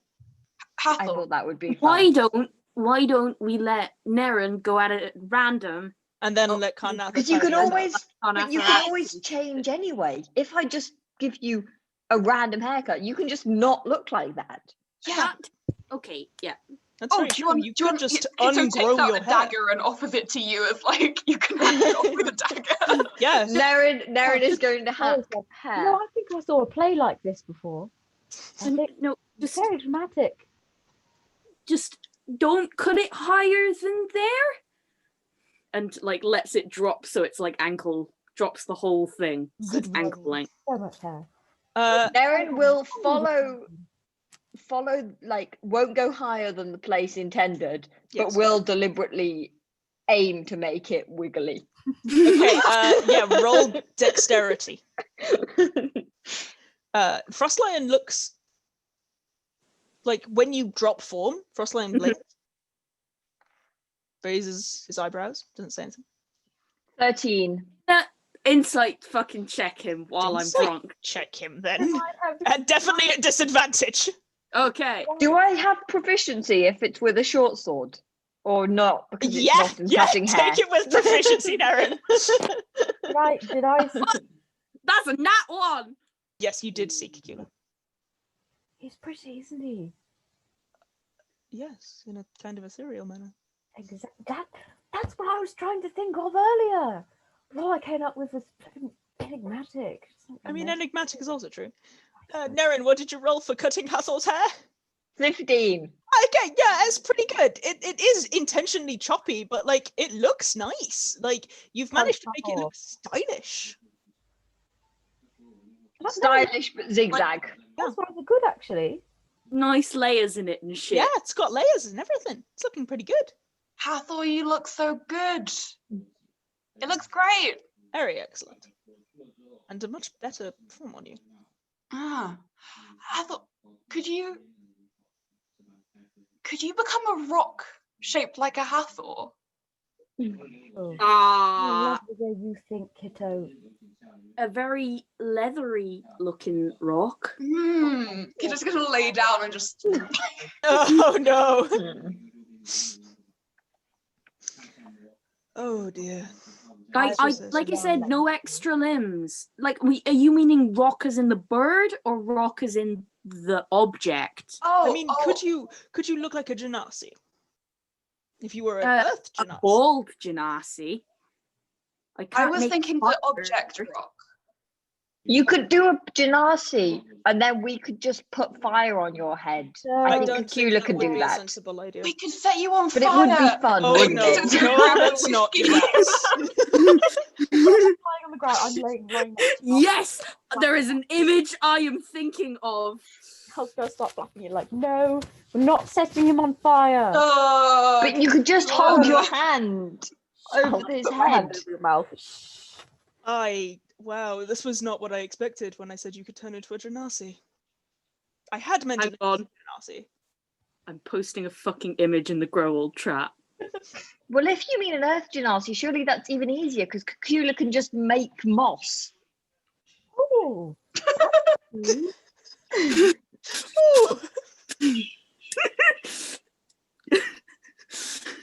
Yes, I knew exactly which image it was, and I was right.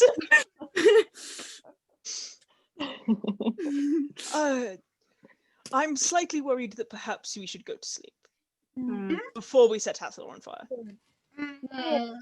Nerin. I'm like, Can you just cover people in moss though, Cacula? I don't know. Come down here, give me a hug, and we can find out. I'll go down and give Cacula a hug and see if I get turned into moss. You do not get turned into moss.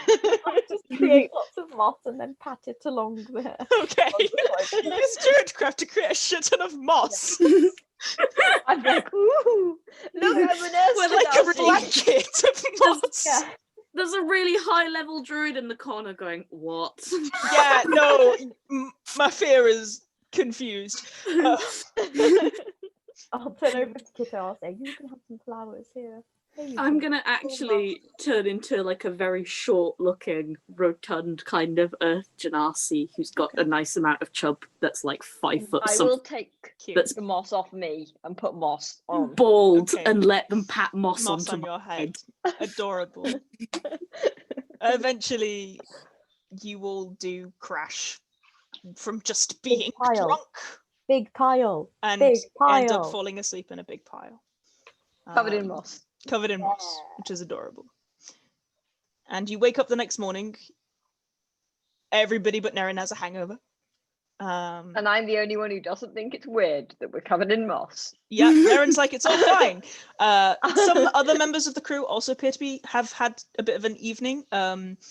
Frostline is fine. But Clix and Carnassa and Rin all look like they drunk too much. Scroll and Spirit are very amused. Torrans looks a little bit sleepy, but he's fine. And you're kind of Mafia comes to head you off. So, it's been lovely to meet you. You too. I'm sorry about whatever that was. Oh no, it's fair. Enough of the sky pirate ships that come out here could do with a little bit of steam letting off. But I hope we meet again in less festive circumstances. Well, you know where to find us now. Indeed. It is secret information, you know that. This is a home for those who need it. I shall die before it parts my lips. I'm not sure I know anyway where we are. I've let other people do That too. the. No one I'd want to tell it to. Me neither. Thank you. Have a safe flight back. Before you go, you're a druid, yes? I am. You wouldn't have happened to have come across a furbolg named Yenin in past months or years, would you? It's a long shot, but Not me, I'm afraid, child. If I meet her, then I will thank you. find a way to contact you. It was the answer I was expecting, nonetheless. I understand. Have a safe flight. You kind of bow, and Frostlion is bullying the crew back onto the ship. All right, ready to go? I think so. Back to the city. It'll only take us, I don't know. We're not being stealthy. Straight back to the city. Half a day. All right. Everybody back on. And unless there's anything you guys want to do. Nope. The journey back is... Helping with the cooking. Yeah, the journey back is uneventful. The crew are in high spirits. Everyone is pretty happy about things going on. And you arrive back in Utopia about 4 p.m. And dock on the sky docks, and Frostlion kind of comes out to meet you. Home sweet home. Don't be strangers. I know this was a conversation that we had a while ago, but I trust that you know that this is somewhere that you are welcome now. All of you. Thank you. And should you have need of us for anything of this nature, lumber merchanting, Lumber merchanting, very important. you know where we are. I do. Please don't be strangers. It's very rare that we get to meet new people that we care about. We won't. You'll see us again soon, I imagine. I think Atri might use it a little bit if he doesn't have someone to talk to about those engines. Purely utilitarian friendship. Yeah. Absolutely. He kind of takes a moment and looks Kitto in the eye. I mean it.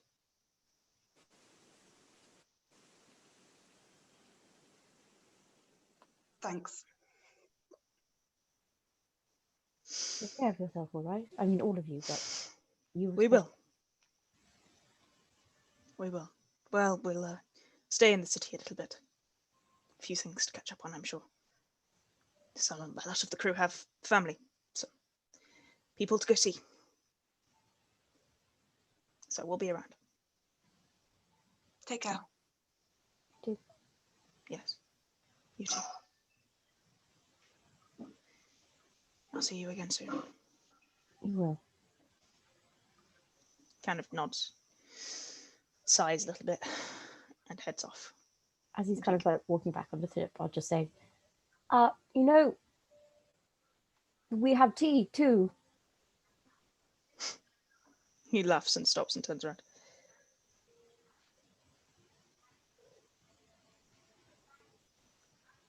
Maybe some other evening. Perhaps I will take you up on that offer. Right now I have lumber to move. Thank you. I can.